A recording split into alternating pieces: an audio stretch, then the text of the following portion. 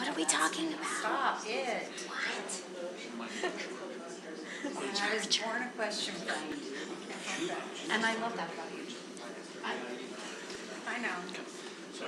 I love that about you. I like When it. I was elected, my dad says, "Does the board know about you?"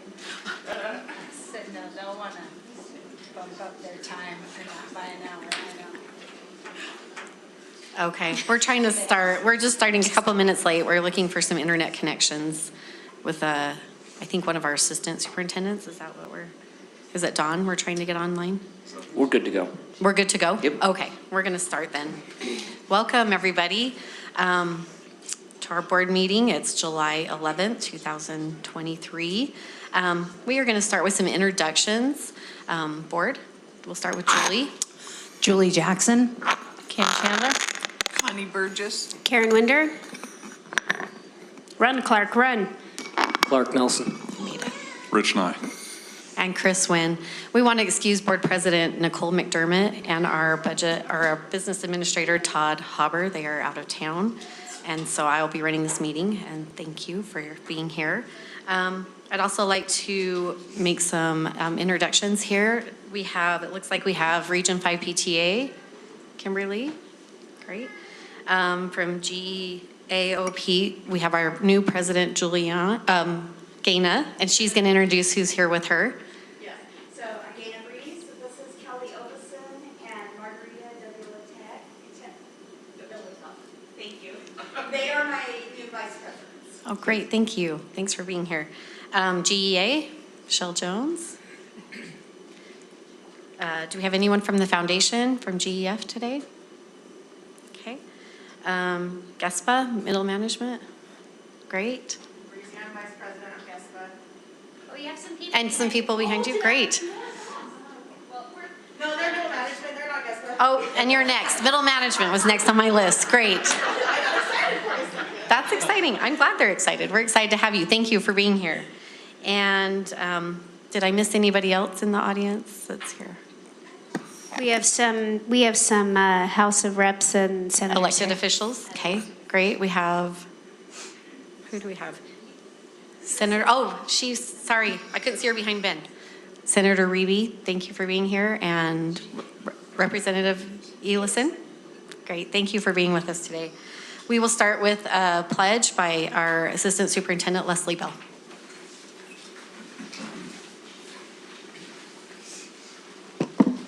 Okay, everybody stand and repeat the pledge with me. I pledge allegiance to the flag of the United States of America and to the republic for which it stands, one nation, under God, indivisible, with liberty and justice for all. Thank you. Thank you, Leslie. We will now have a reverence by Board Member Karen Winder. Okay, so July is an interesting month because it's the one month where school's not in session at all. And as I was thinking about what to say here today, you've probably heard of it. There's a new artificial intelligence called ChatGPT. And what it is it's, you can give it a prompt telling you what do you want it to write about. Give some, just a few sentences, and then you hit enter, and instantaneously you've got a poem or an essay. You can say if it rhymes or if it doesn't need to rhyme or whatever. So I had fun and I did that, and so I've got a poem to read. And so this is what the prompt was. I said, okay, ChatGPT, I want you to write a rhyming poem honoring Granite School District, led by Dr. Rich Nye, 7 board members, strategic plan, 9,000 employees working hard, teacher summer break, 60,000 kids, 90 schools, and high quality education. So that was what I typed in, and I said, please write a poem. And here's what I got. At the click of one button, just click, instantaneously.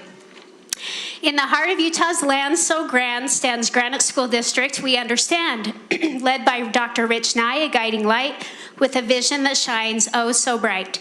7 board members, steadfast and true, their dedication to our kids they pursue, crafting policies with a thoughtful hand for the betterment of this great land. A strategic plan, a roadmap to success, ensuring our students always progress. Innovation and growth they aspire, fueling young minds with a burning fire. 9,000 employees united in stride, working hard side by side. From teachers to staff, each role is key, nurturing a future that's full of glee. Oh, that teacher's summer break, well-deserved, a chance to recharge their spirits preserved for their tireless efforts day by day in molding young minds along the way.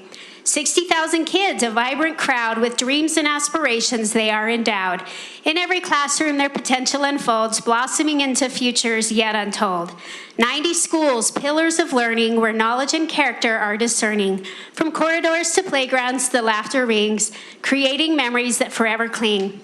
High-quality education, the golden thread, woven through every word that is said, empowering students to reach for the stars and become the leaders who'll break down the bars. So here's to Granite School District. We hail a beacon of hope where dreams prevail. With gratitude, we honor this place where greatness is nurtured, all with grace. And that's the world we live in. Instantaneous poem with just a few prompts. So I just wanted to share that today. Thank you. Thank you, Karen. It's impressive and scary, but great. Mostly great. Yeah, it's mostly good. Thank you for doing that, Karen. And we'll move on to the next thing on our agenda is our recognitions, and Ben is going to handle our recognitions.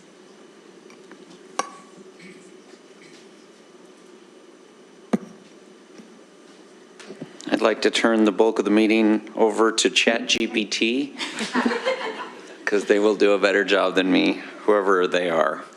So we have two special recognitions tonight. We're grateful to have these legislators here with us this evening. As you are aware, board members and superintendent, we recognize legislators who have a powerful impact and influence on public education, particularly in support of Granite School District. And this year we've decided to poach several other legislators from other areas of the state who have worked closely with us on critical initiatives. And so in addition to our own Senator Kathleen Reby, who also represents a portion of Canyon School District, but we really don't like to talk about them. So we are also very privileged to recognize Representative Steve Elison as well. So I'll start with Senator Kathleen Reby, who spent significant time on the Senate Education Committee. She's been a close partner in working on several initiatives that are critical to the school district and to public education as a whole. And we're just very grateful for her ongoing collaboration and support of public education. And I'd like to turn the time briefly over to Senator Kathleen Reby and recognize her. Can we give her a round of applause?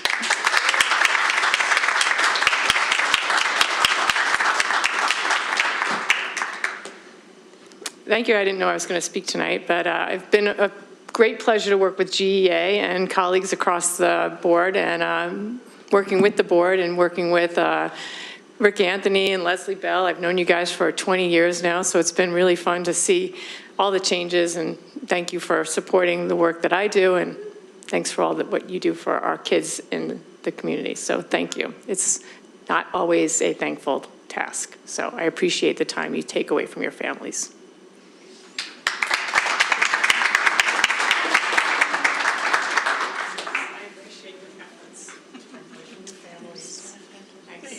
Thank you. That is a mutual gratitude.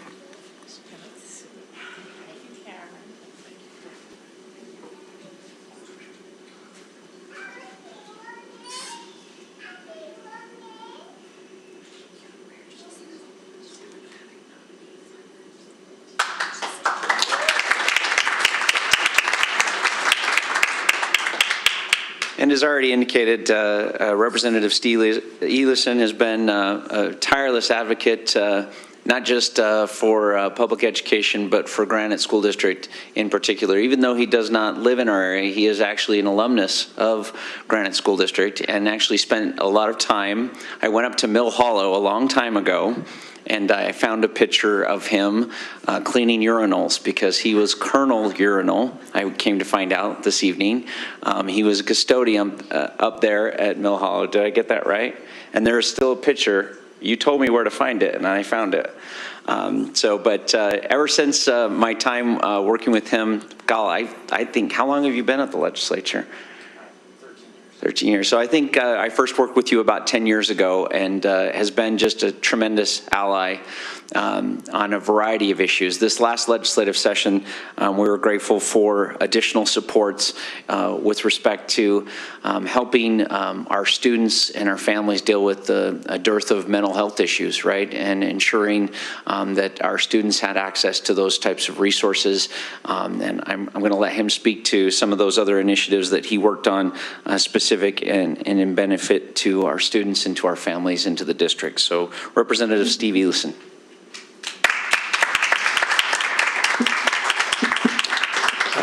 Thank you, Ben. I was, you stole my thunder because I was going to disclaim that my comments were brought to you by ChatGPT, but that's old news now. So thank you. Good to be back on the home turf. Looking at the saying back there on the wall, from here, anything's possible. I was thrilled after I graduated from Granger High School to get a job with the district at Mill Hollow. My first job, which I like to think really brought character, as the director of the camp said, there was a sheep that got separated from its herd and passed away outside underneath the roof. Your first job is to go clean it up. And so from there, anything was possible. Who knew? But I met a lot of great people, and it really put a fire in me for education. So just a couple of brief comments. I want to thank Ben and the board for their support of mental health initiatives. We were at I was able to attend the superintendent's retreat a few weeks ago with a superintendent and I, and a superintendent from a large district there made the comment that during COVID, they had, and this is a large district, they had no students die during the pandemic. He says, not even any students that were hospitalized. He says, but during the pandemic, we lost 4 students to suicide. And that district had been pretty forthcoming in doing mental health screenings, and since we started doing those across the state, 1,000 children have been referred along with their parents to get the help they need. And so very happy to see that happening this coming year in Granite School District. I had one person that didn't like the bill when I passed it regarding the ability for parents to opt in to have their child screened.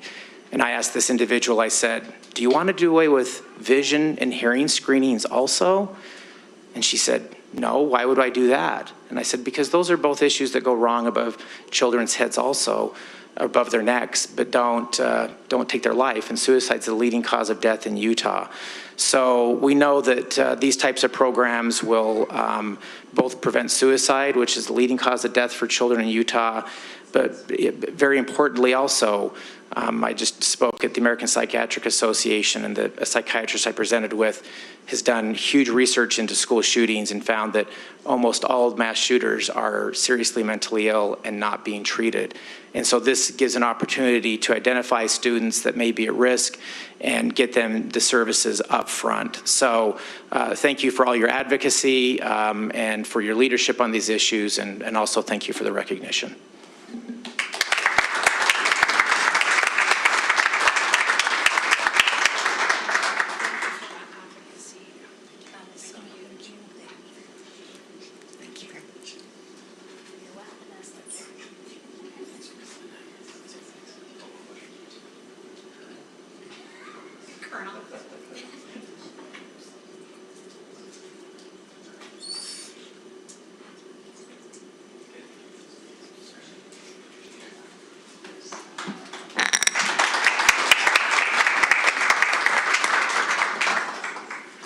Thank you again to these tremendous public servants, and we sincerely appreciate you joining us tonight and giving us a chance to recognize your efforts.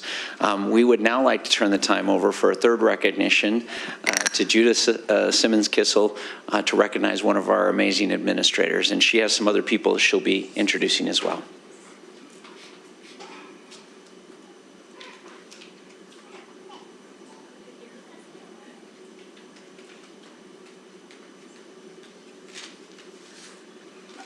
Hi, I have with me Gary Gibb, And I'm Judah Simmons-Kissel, for those of you who don't know me.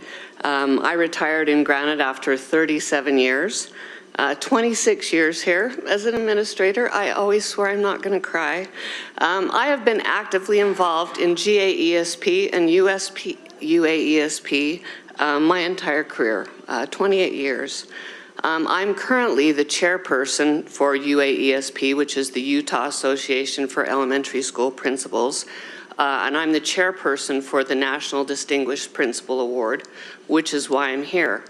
Gary Gibb is a principal from Alpine District. He has actively been involved in the union as long as I've known. He is the past president of UAESP. Other members cannot be here because it's the national conference this weekend, so we're here, you get us. But we're here for a wonderful reason, to recognize a great person, and that's Christine Christensen. She has been an instructional leader in Jordan District. In 2011, she became an assistant principal at Redwood and Granger. She then moved to Truman to be the principal there for 4 years. She's been the principal at Wilson Elementary, as you know, since 2016. Being able to stay the course at a school has paid off, and she's being recognized as the National Distinguished Principal for the state of Utah. She will represent our state in Washington, D.C. in October in a reception for all the state winners. And Christy was chosen for the following reasons. When she arrived at Wilson Elementary in 2016, it was a school identified as a turnaround school. She began focusing on building teacher capacity to provide high-quality Tier 1 instruction while building systems for intervention. This is a challenge in an extremely diverse community, as I know. In 2019, Wilson exited turnaround and entered CSI. This was completed in 2022 with proficiency levels over 40%, moving the school from an F to a B. The school began to use trauma-informed practices along with this, helping students recognize their emotions. This goes right along with what you're talking about, their feelings, understand what's going on, and also giving teachers the skills to understand that. Because in the past, we just thought kids were being naughty, right? They created calm down spaces for students and just tried to create an environment where learning was safe.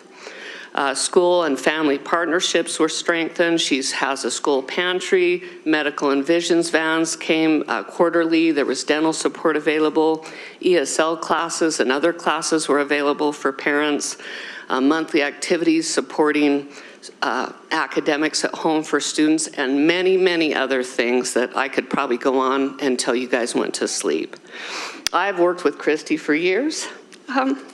We've shared an assistant principal, and I'm very proud that she's going to represent Granite, because in all of my years here, we've never had a national distinguished principal from Granite District.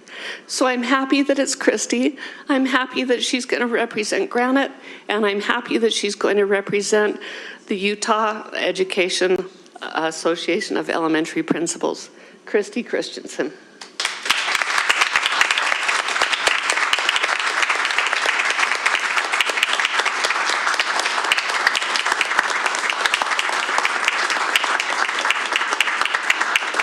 Now, Miss Christie got her award from Granite at the conference that's in February that all the Granite principals should go to, just saying.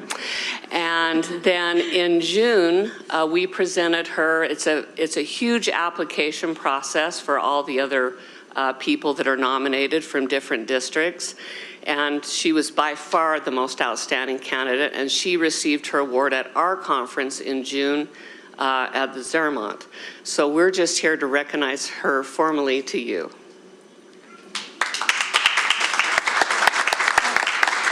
I just want to say thank you to the board. I appreciate the opportunity to represent you at Wilson Elementary, and I have amazing teachers that work with me, staff. So this is a wonderful recognition, but there's about 40 other people that have helped with this, and I appreciate their dedication to the students at Wilson. While you're at the mic, would you mind telling us your little support crew that you have with you today? So I have my parents, Lloyd and Kay Bybee. My father graduated from Granite School District. Can you give a wave so we know who with you are? 42 years of service. Okay. My husband, Brian. My son, Brandon. My daughter, Camilla. My son-in-law, Chris. And my in-laws, J. and Linda Christensen. J. Christensen served on this school board. And the two most important people in the room, Wyatt and Connor, my grandsons. That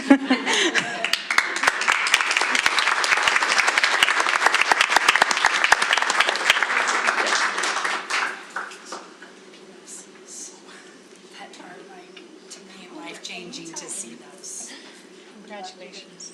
Yes.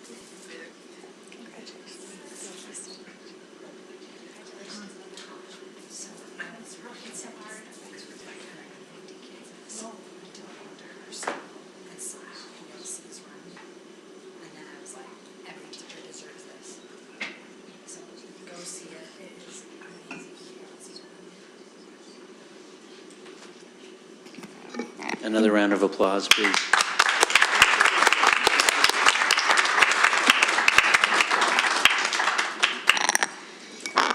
Thank you. Thanks for those presentations, Ben. That's exciting to see our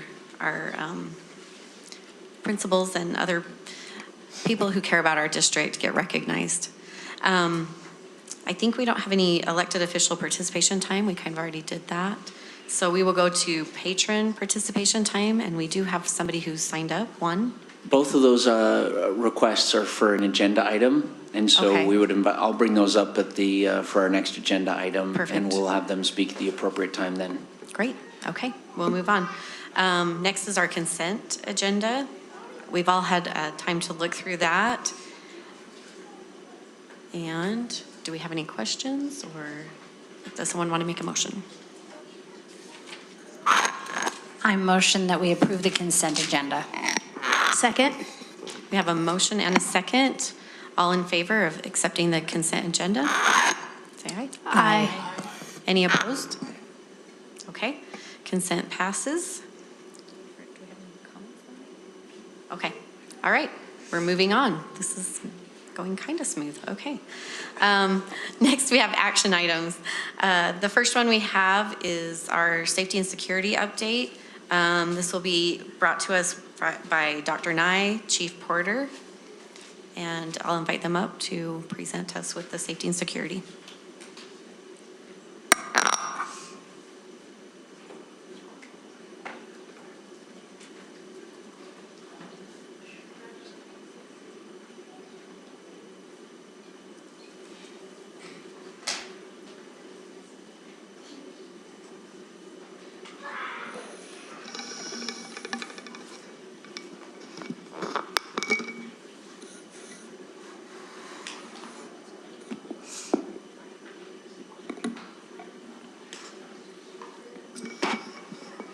Thank you, Vice President Wynn and board members. Appreciate this opportunity to give you an update on the weapons detections pilot that we have implemented at Hunter High School. And it's a brief presentation. We've been doing the pilot for about 5 weeks. We've learned some things in those 5 weeks. And as we begin the planning for what next year holds for us, we want to be able to just give you a snapshot of what we've learned and where we may go from here. I'd also like to point out that Principal Ryan Oakes is online and will also be participating, giving his insights and perspectives as to what the pilot has meant for he and his faculty, staff, students, and community. So, as you recall, with the weapons detection system and where we're going from here, one, and our objective this evening is to understand what it is and what also has been added in terms of security enhancements. This is a review as we launched into this, began discussing it in January. So this will be very familiar to you, but I wanted, for the good of the group, for the board as well, and the public participating, just a general overview. We're gonna just talk about a few takeaways, lessons, and perspectives, one from Chief Porter, looking through his lens, and also one from Principal Oakes and his understanding. We've solicited feedback from the community including parents and students and faculty and staff. We'll review the survey results that we received from them just at the close of the school year. And then as an action item, some discussion and a determination as to what it looks like moving forward at Hunter High and for the district perhaps generally. As far as to make clear, the weapons detection has been one layer that we've implemented. And it's a significant layer as we've thought through the logic model. And as you consider, for any of us, when we send our children to school, we want them to be safe, we want them to be secure. Parents place a specific trust in us to keep their kids safe while they're at school. And given the conditions of society generally, that's become highly complex in some cases. As we've seen around the country, there's been some challenges with keeping kids safe and secure while they attend schools. And so as we look at a multiple or layered approach to safety and security, recognizing weapons detection is but one layer. And we'll talk just briefly about those other hardening and softening strategies, those things that we've talked about before in terms of what safety and security looks like on a school campus. Timeline, we wanted to, again, January 12th, brought to the board this concept. There was a presentation made by staff. And part of that is engaging the community. And so between January and essentially April, we launched a series of meetings with primarily starting with the school community council, taking it to the parent nights and having a community meeting. We had it at our parent-teacher conferences where parents and students could see the system, ask questions, see what it was, what it wasn't.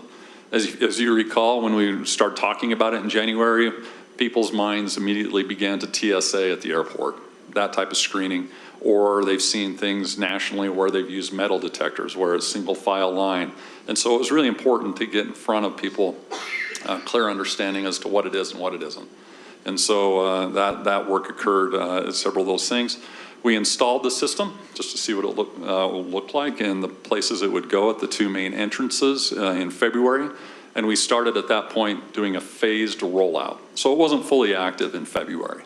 It was stood up, we were calibrating the system, we're seeing what worked, what didn't. We were learning just essentially for having it in place without actually implementing it fully. That didn't come until the fourth quarter after spring break. And so between the end of spring break and at the end of spring break, second week in April, to the end of the school year, we had about just over 5 weeks of full implementation. In that 5 weeks, it's a short period of time, but we still had some lessons and things we learned from that. As far as other security enhancements, Assistant Superintendent Don Adams is also online, I believe, who can also speak to some of these specifically, particularly as you have any questions. Vice President Nguyen, would you like me just to run through it and then answer questions at the end, or take questions as we go? Are you good with that? Okay. Yes, let's do And we that. can scroll back to different slides as necessary per those questions. One thing that we look like, a weapons detection system is only as good as the entrance or the entrance to the school from those places. And so we added additional security measures at all exterior doors. There were audible and visible, and you can read through the slides, but there were audible and visible alarms at each of the exterior doors, meaning if someone were to let someone in, alarm would sound, a light would flash, and administration or teachers in that area, faculty and staff would be alerted to that someone was coming in maybe a way that they shouldn't enter the campus.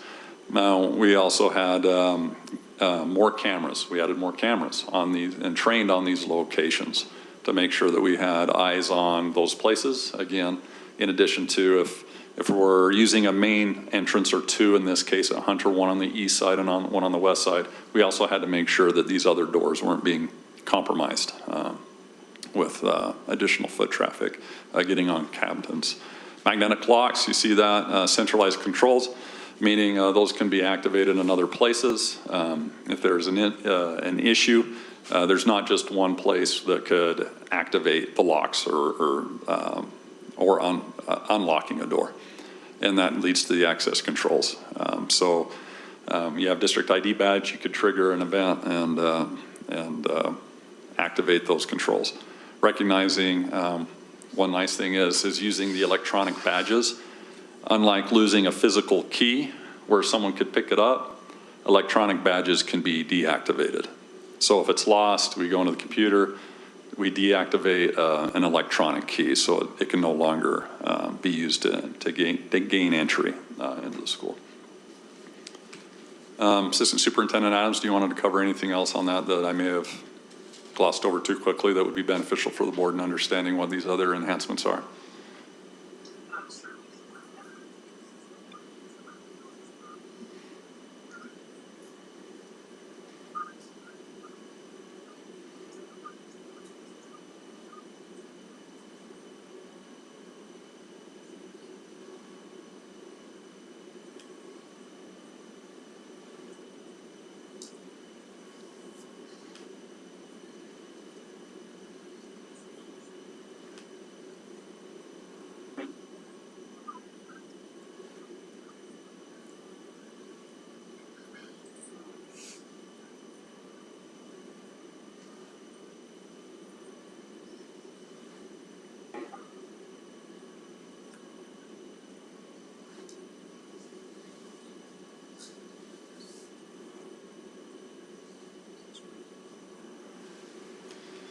Thank you, Don. Appreciate that.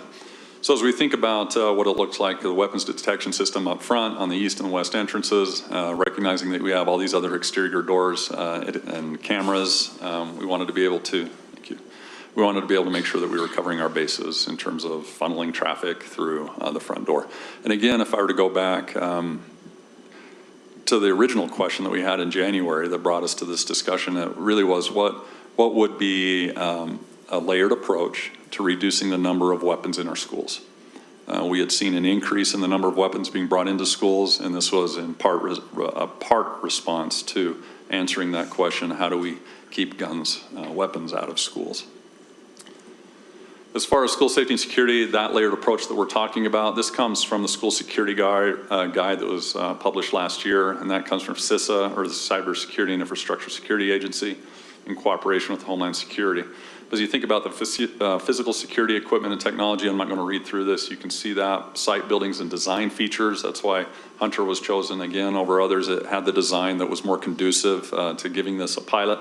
As we work through people and personnel, we'll talk a little bit about some things we've learned regarding that.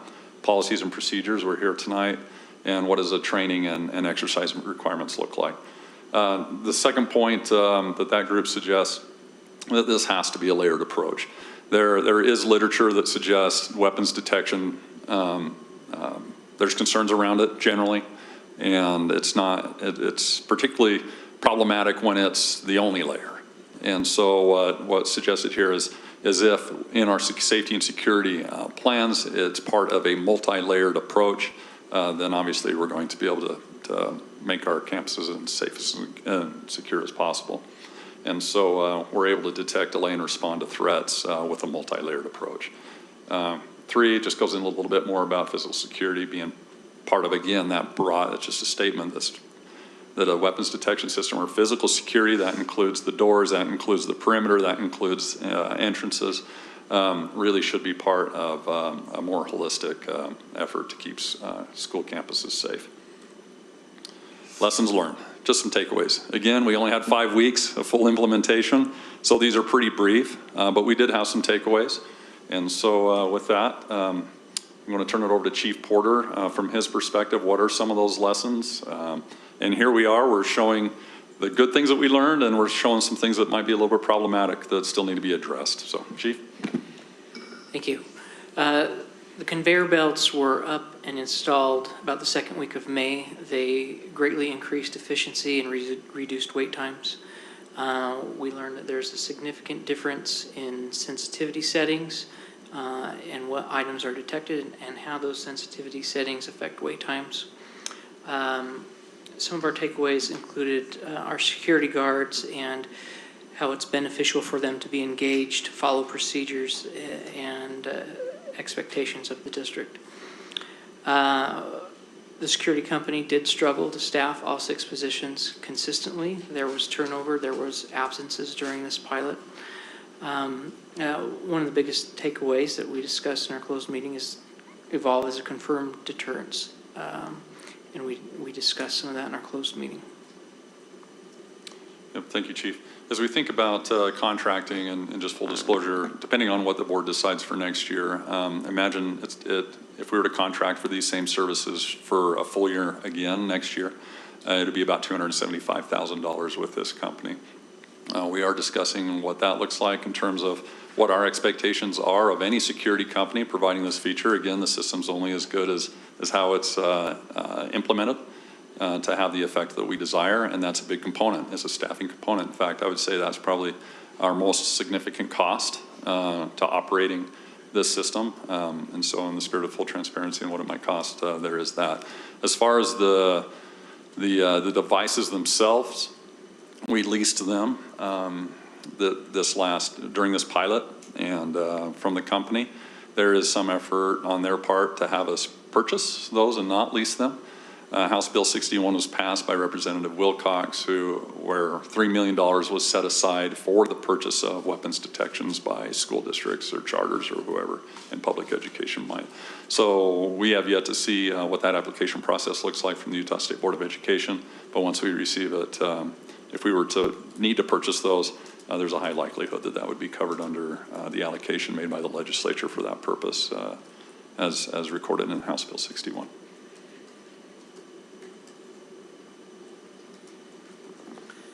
These are statistics from the Evolve systems. This includes this is combined stats of the east and west entrances. As you can see, the number of people that were scanned January through June on the left there. On the right, you will see per month the alert rates. That's when Evolve is detecting something. You'll notice that alert rates are very high in February and March. During those 2 months, we had students walk through with their Chromebooks out in front of them, and every time they did that, there was an alert. So that's why the alert rates are so high in February and March. In April, we began a method utilizing officers and administrators of passing Chromebooks around the Evolve system. You can see a drop in April when we started to do that. And then in May, the second week of May is when those conveyor belts were fully operational. That took away that personnel time cost of passing the laptops around.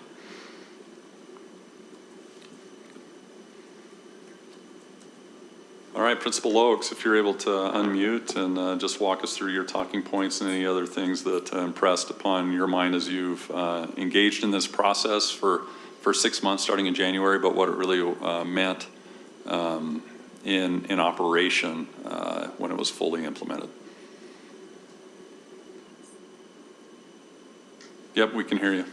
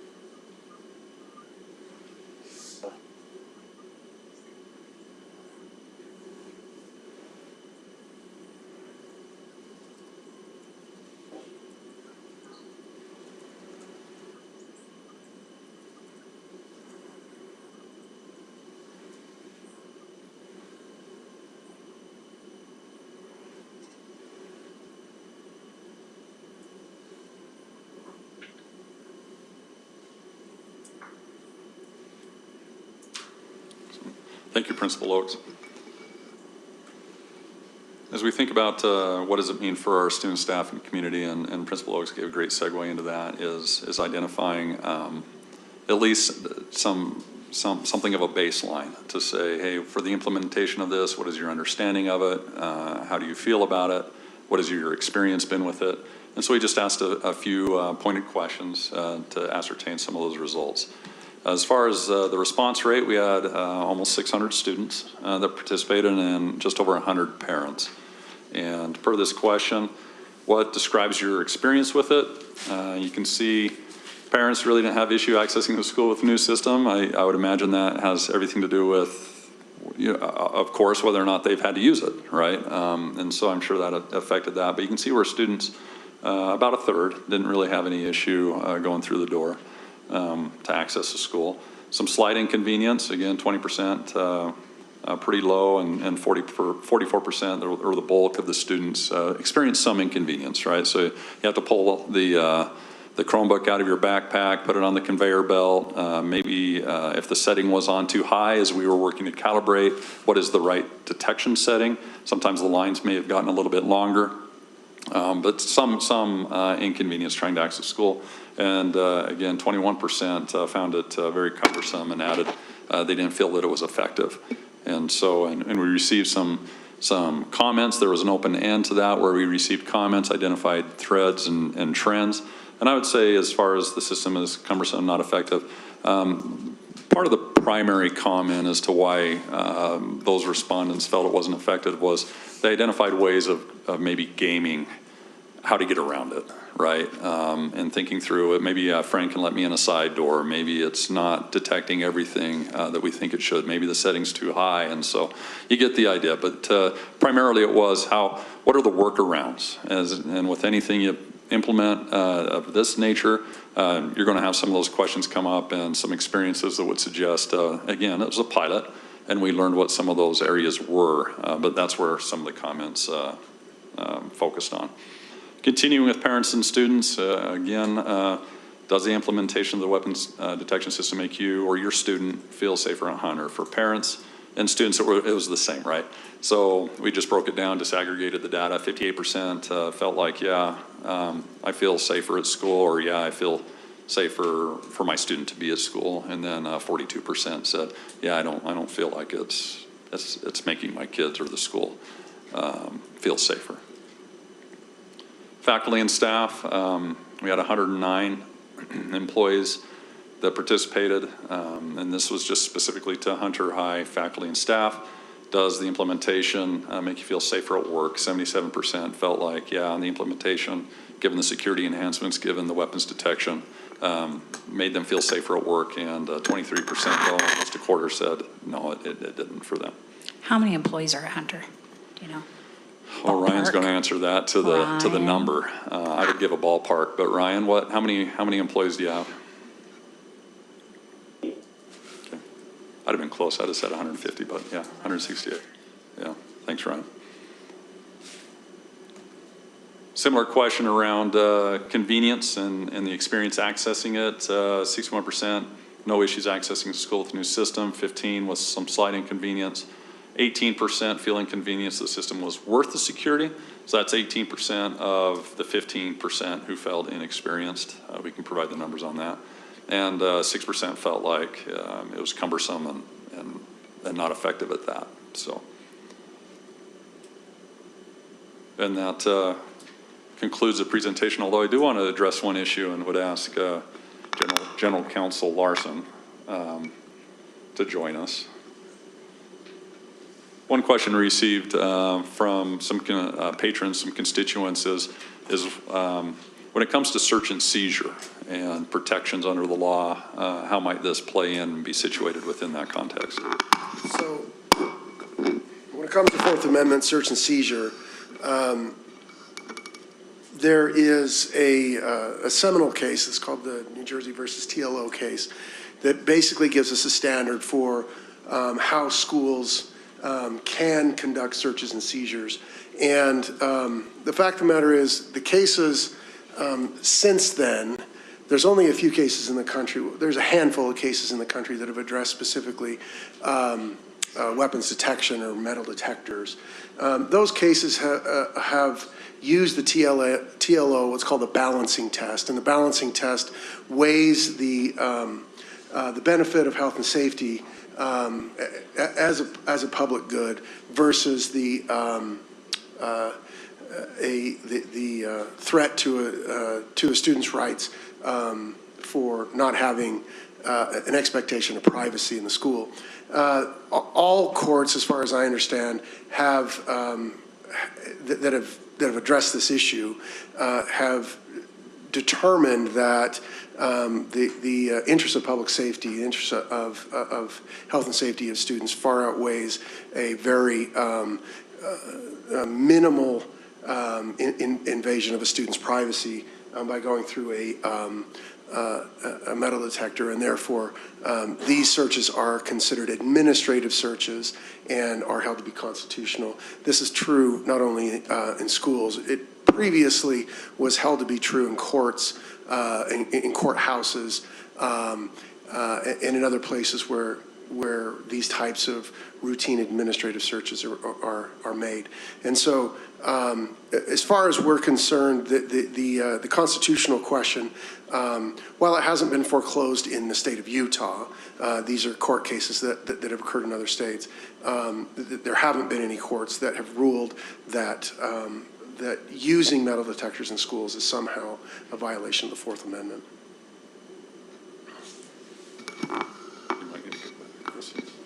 One other thing that I'd point out, two other things actually that I'd point out. One, when we went to implement the system, there's been some question from some patrons again about the radio frequency regarding the scan, right? So as you know, it's not one-on-one, but it's low-level frequency, and I can certainly share with the board, and we'll reach out to the community to demonstrate there hasn't, per the studies, provided a significant negative health impact on people for having walked through it.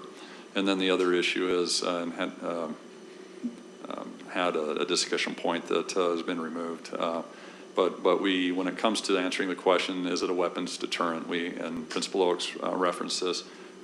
We have intercepted, per our school resource officers, social media chatter where students acknowledge that they couldn't bring guns or weapons to Hunter anymore, and actually was referenced as perhaps doing so. And so I just want to, I mean, that's pretty sensitive information, but we do understand that was the original intent, was to reduce the number of weapons in our schools, and at least we have some evidence that definitely suggested that among some social media chatter that those comments were being made to that effect. So,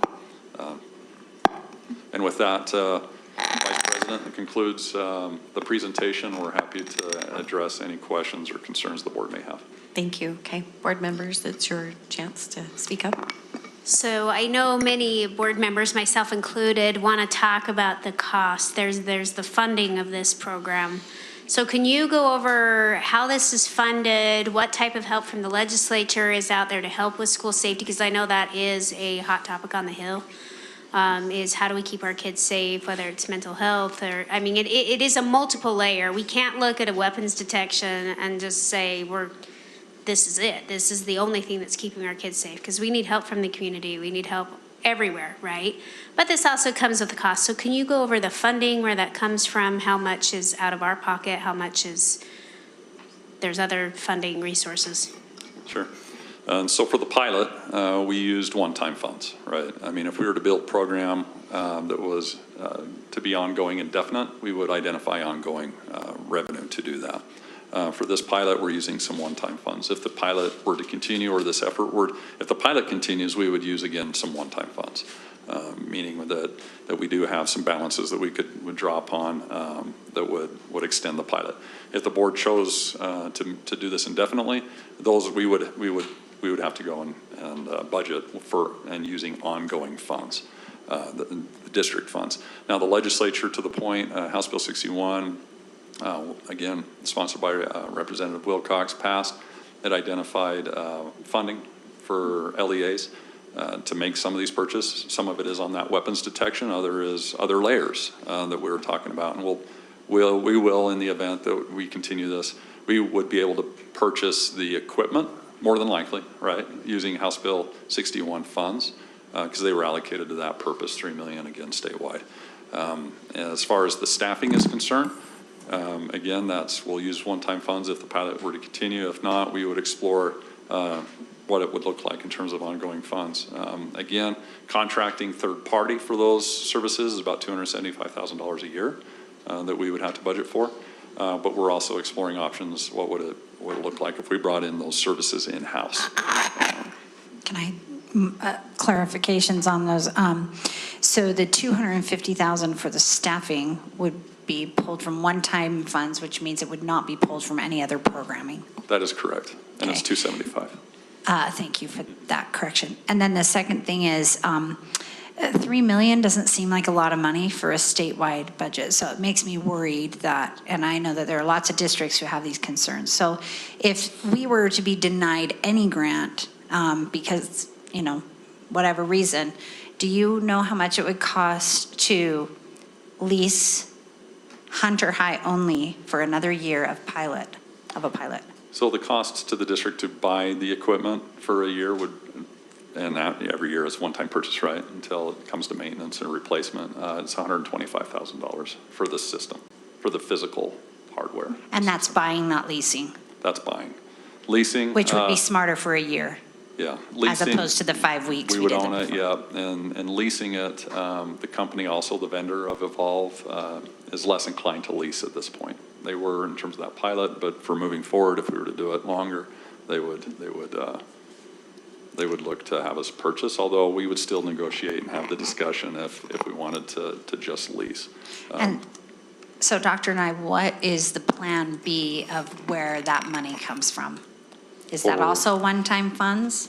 For the pilot, if it were to extend the pilot, yes. If we were to purchase that for $150,000? Yes, thank you. $125,000, yes. Why can't I get the numbers right? 125, that would be, One-time funds that wouldn't come from other programs. okay. So Am can you? I just wanted to clarify on funding one last thing. Yeah. Well, first of all, for House Bill 61, is that restricted to only one-time funding? Are those kind of grants? There's no ongoing component to House Bill 61, fair? Currently, there is not. It is a one-time fund. Thank you. Sorry to interrupt, Clark. So it's 125 for the hardware, essentially the program, and then an additional 275 on top of that. So we're talking For staffing. For staffing. So it's 400,000 for the year. Yeah. Just to make the math really transparent, we're talking 400,000 in one-time funds to extend the pilot for 1 year to be able to collect better data than a 5-week data. We'd have an 8-month data point to go back a year from now and look at the cost of 400,000. Right. So if the pilot were to continue, we make that investment, we would come back during study sessions, we would be engaging with the community again. The idea is, as much as we learned in 5 weeks, we've already made some adjustments. The conveyor belt's an example, the sensitivity settings are an example, the alarms on the door is an example. But anyway, we would learn additional things in September and October of implementation that we would want to adjust in November and December. Okay. Connie, Kim? Yeah. I'm waiting for him Yeah. to.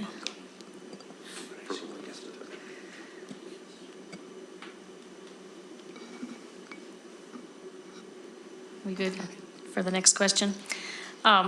No costs for like software licensing, like there's no other costs at all? It's just the staffing and the physical system?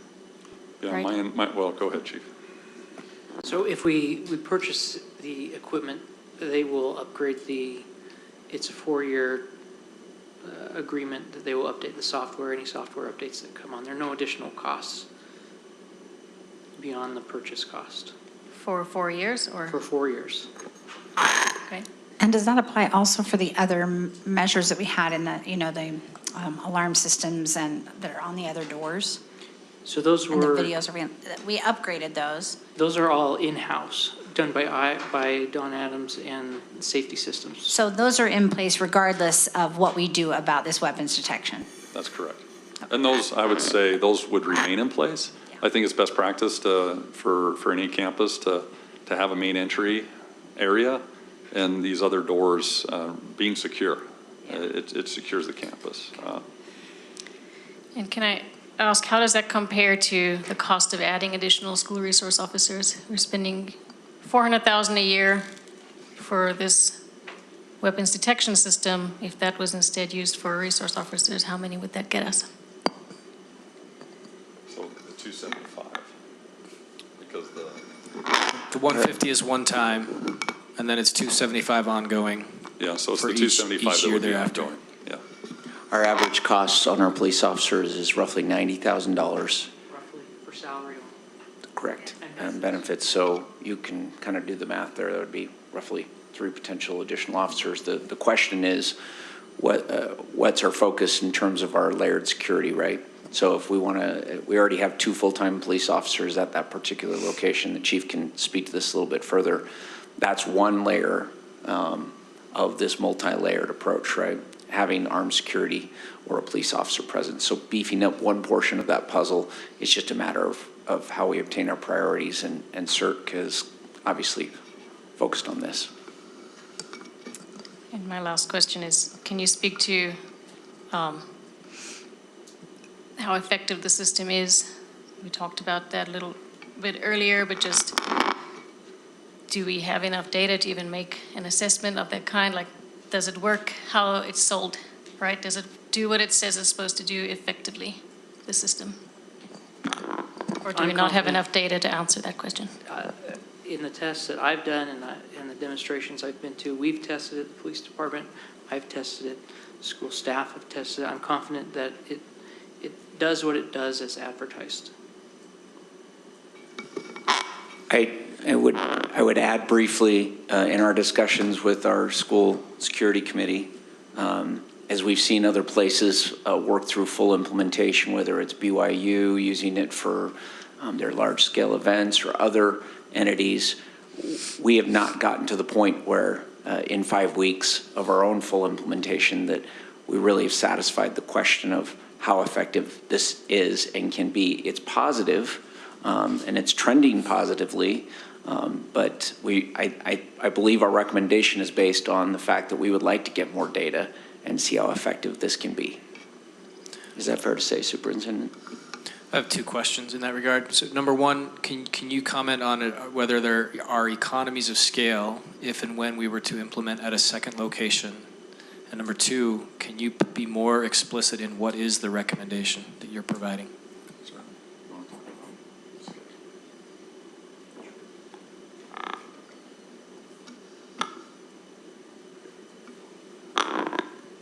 So the company did give us a quote for all 10 high schools, and this quote is over 6 months old. The hardware, one-time purchase that gives us 4 years of software updates is over $1 million for all 10 high schools. Annual costs, if we were to staff that, approximately $12 million annually for all 10 locations. I haven't broken that down to just a couple or 3 locations, but to give you a broad idea of what it would cost for all 10 high school locations. I hope that helps. And I would say that varies from campus to campus, depending on the campus layout. So that's some of the work that we've done is identify what and which campuses make some sense. Some capital improvements would need to be made in terms of wiring even for cameras and security on the doors that other campuses didn't need. Like Hunter had a lot of that infrastructure already in place, whereas some of our other schools would need additional investments in that, but we would be happy to say that. As far as getting to the point of staff has a recommendation, the recommendation would be that we continue the pilot status. We've learned a lot in the process. We're still learning, and given the 5 weeks of implementation, given this update, given the refinements that we've made, we feel like to give the pilot enough time to mature to be able to make some determinations, to have some additional data, we would need more time. How much more time? Is this a school year recommendation? Is this a 6 months at a time, 2 quarters of the school year? How much time? I would say for the school year, but recognizing we would be monitoring it throughout that school year and providing the board updates as to the progress, lessons learned. If there's something that we ran into mid-school year, we of course reserve the right to end the pilot at any time. But for the full length of the year, that gives us a better sense initially to say tentatively, yeah, we would do the pilot for a year, but then monitor accordingly. Could I bring up, there just happens to be a legislator in the room who is texting me and reminding me that there was an additional $30 million allocated towards school security in a supplemental bill later on that could potentially be used to help supplement this grant. That has not been, I want to be clear, that has not been designated specifically for this purpose, and we still don't know what the allocation or the grant process looks like through USBE, but there is some potential opportunities there as well. So for additional, So good to have a legislator in the room, isn't it? And that's additional to that first initial house, right? 30 million? Okay. Board members, do you have any other questions? I have more. Julie? I wanted to, Ryan Oakes and Hunter, staff, students, community, just thank you so much for being the guinea pigs and for doing it so well and for being adaptable, as Ryan has said. I think it's a really big deal what you've done. So thank you for your efforts. I also wanted to just say, Ryan, maybe you can answer this question. I was wondering if we know that last year there were no guns found at Hunter. Were there do you know how many were found the year before that? Is that something that we can say out loud? I'm not sure if that's okay. And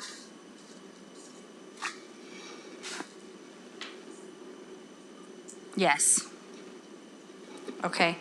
I also wanted to just make sure to talk about how. Sorry, I don't mean to cut you off, but we appear to have a sound issue with the Zoom call.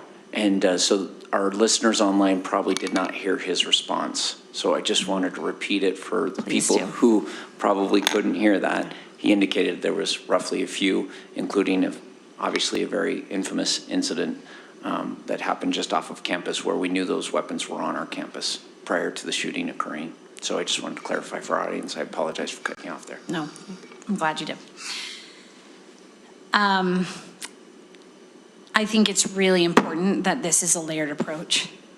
And I really, I'm going to write a thank you note to Representative Wilcox for recognizing the need to help us with this issue.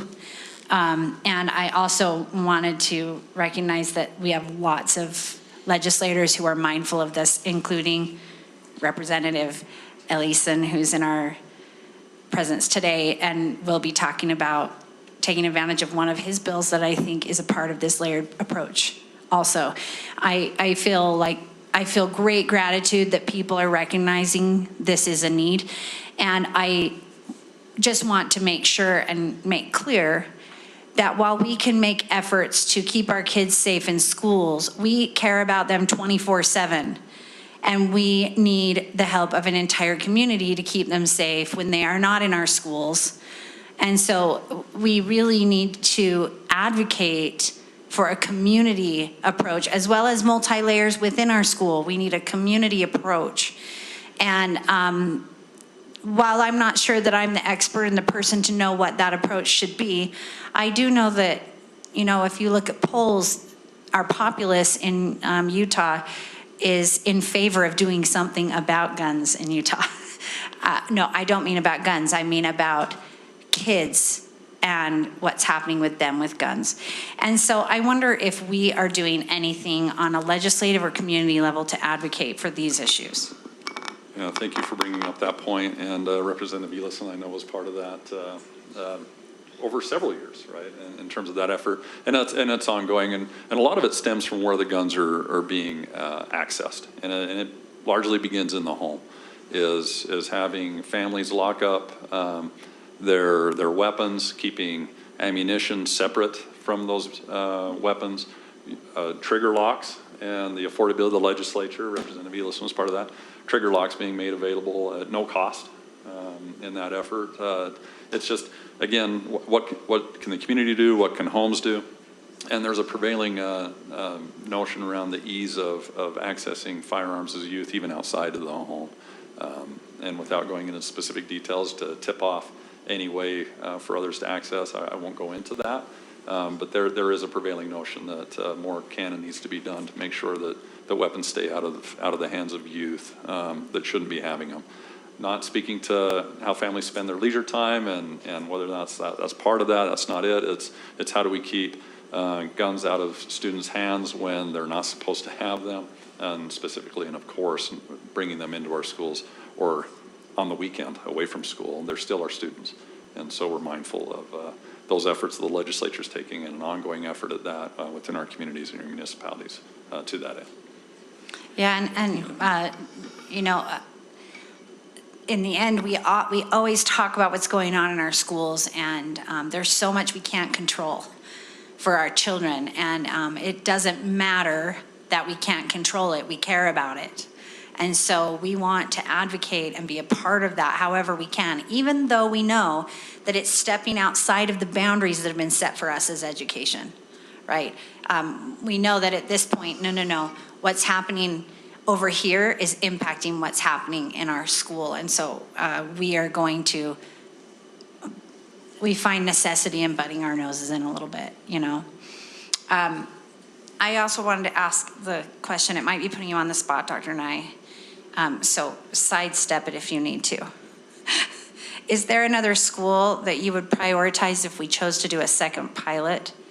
Because our wonderful principal said it would be helpful to take that pressure off, and as we know, our students are all over the place in their associations with each other. And so I just wonder what you think about that.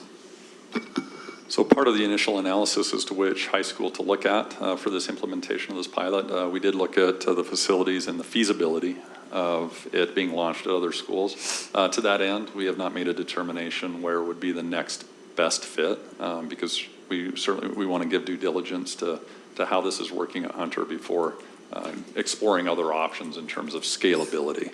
And so as we think about a rollout of an initiative, if this were to develop and create a proof of concept that we felt would be scalable, then we would bring that list as far as feasibility to other schools. But currently, we have not identified the next best fit. So that's also, then I infer that you don't necessarily recommend expanding the pilot to another school? Not currently. Not at this time. Yeah.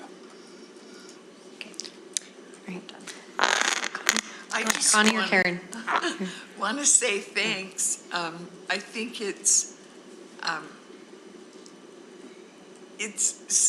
helpful to the mind to know that we are striving, trying to make sure our schools are safe.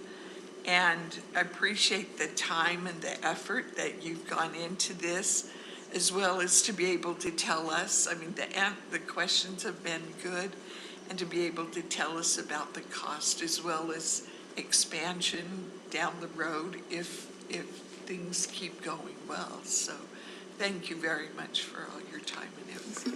Karen?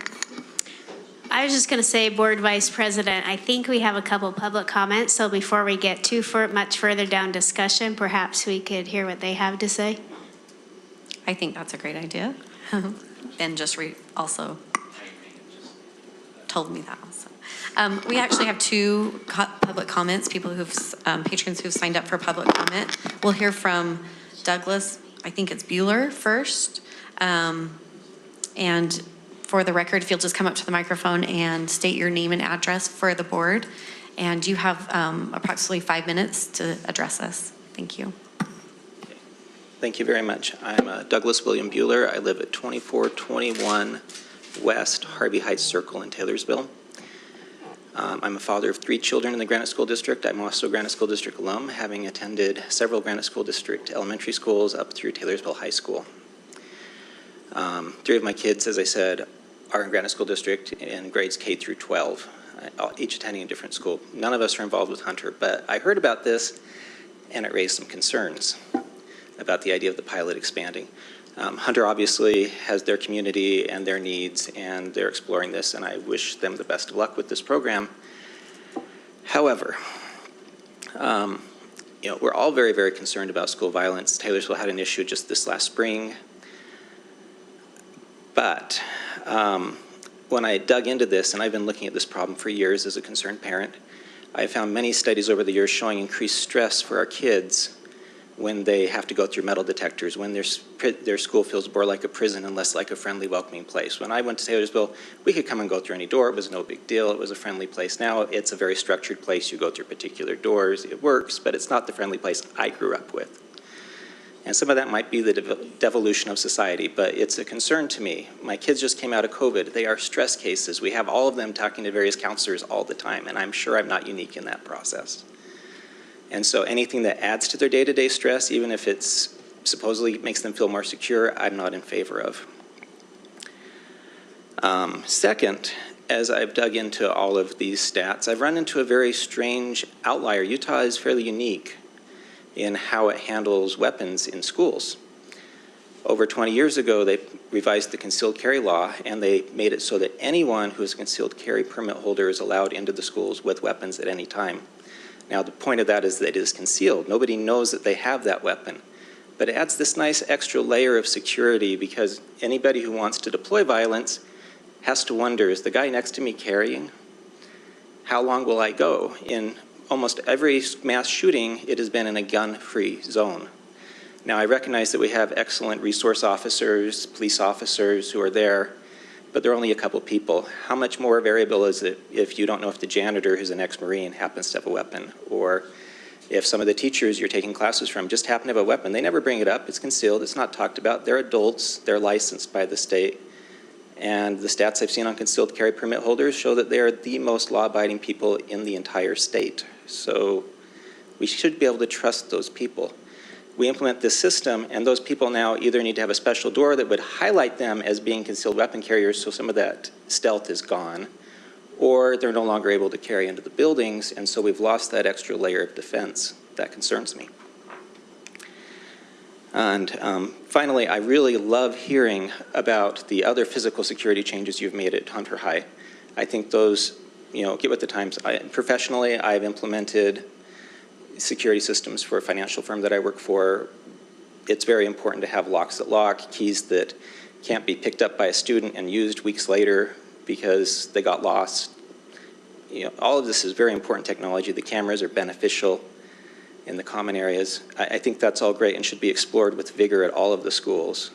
But I have concerns about the impact of the metal detectors on my kids' mental health and actually reducing our security with our staff. Thank you. Thank you. We have one other patron who signed up, Daniel Cassis. I don't know if I'm saying that correctly. If you'll just come up also.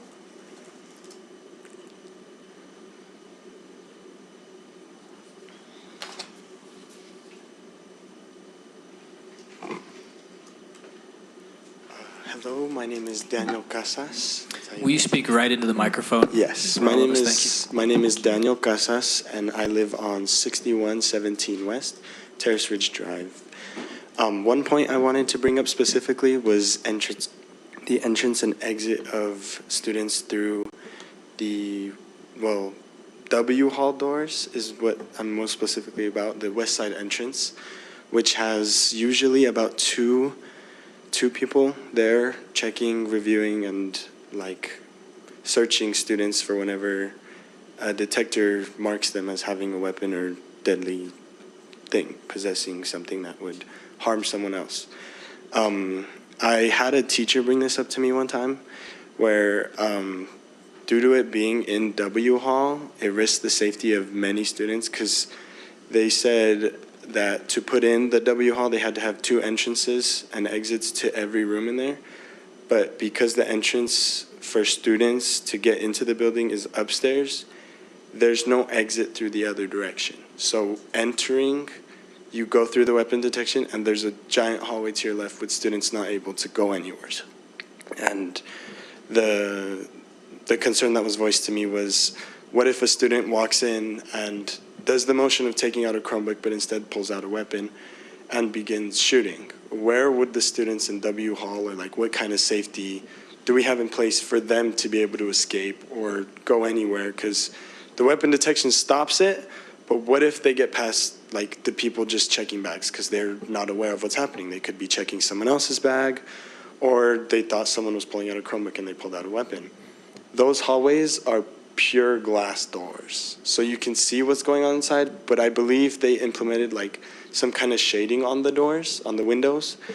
But when you know the schedule of the school, you know students are going to be in there, and it's also shared that that's the math and science hallway.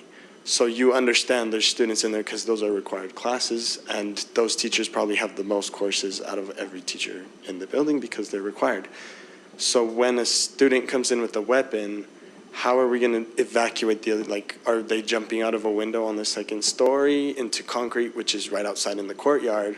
Or what kind of systems are going to be in place to prevent that from happening? Because we haven't detected any weapons, but that is to say also nobody brought any weapons to the school to try shooting. And then a second point I wanted to touch on was tardiness, because it's been voiced upon by a lot of people that I know where they'll come to school and it's a race for parking lots and they almost hit someone or something happens because everyone's trying to get there so they can walk through the doors right there. Understanding our parking lot, all students have to park on the west side. So it's a race for parking spots, and in the morning there's traffic. So you're finding parking spots and you're looking for a place to park, and it's like 7:25. You should have been there like 7:10, but traffic got you late. And so they park all the way on the other side, and instead of being able to enter through the doors with the magnetic locks and the alarm systems, they have to walk 10 minutes to go around and then back 10 minutes to get to their classroom, which is like automotive or some class in that hallway, computer science or something like that. And the system of having to go through and taking out your Chromebook and walk through and possibly getting searched, and then plus that walk and the walk to your classroom, it's like a bunch of stress of having to be there earlier and on time. And with students already not getting enough sleep as it is, because of classes, maybe work or sports or whatever they're doing outside of school, it's a concern that we're not doing anything for tardiness or to help out students getting to class on time. And yeah, that's all I wanted to share. Thank you. Thank you for your comment. Dr. Nye, do you want to address any of the comment? Yeah, certainly, and I appreciate the feedback from both of our participants.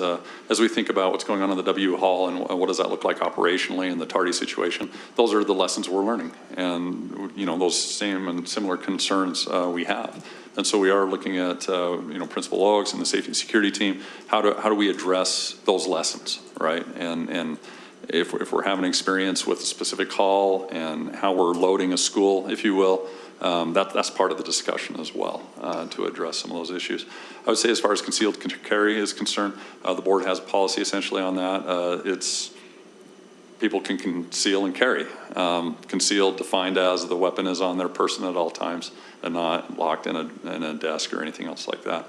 As far as being able to know if it's reduced, the number of faculty and staff who are carrying, we don't keep that data, we don't ask, right? It's one of those situations where it wouldn't be concealed any longer if we were to discover who is carrying and who is not.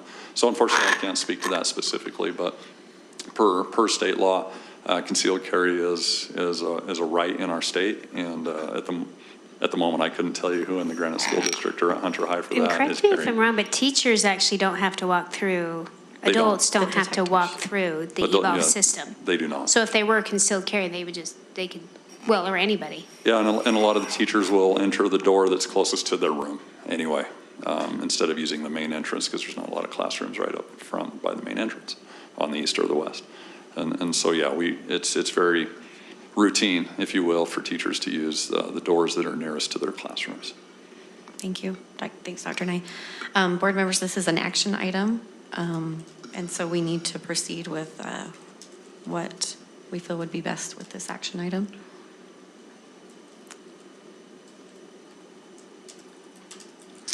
Do we have any motion? Go ahead. Well, I don't know if I was ready for a motion. I was just going to state my opinion, but I can state my opinion in a motion. Is that what you prefer? Sure. All right. Well, so I would move that we continue the pilot for the next school year only at Hunter High.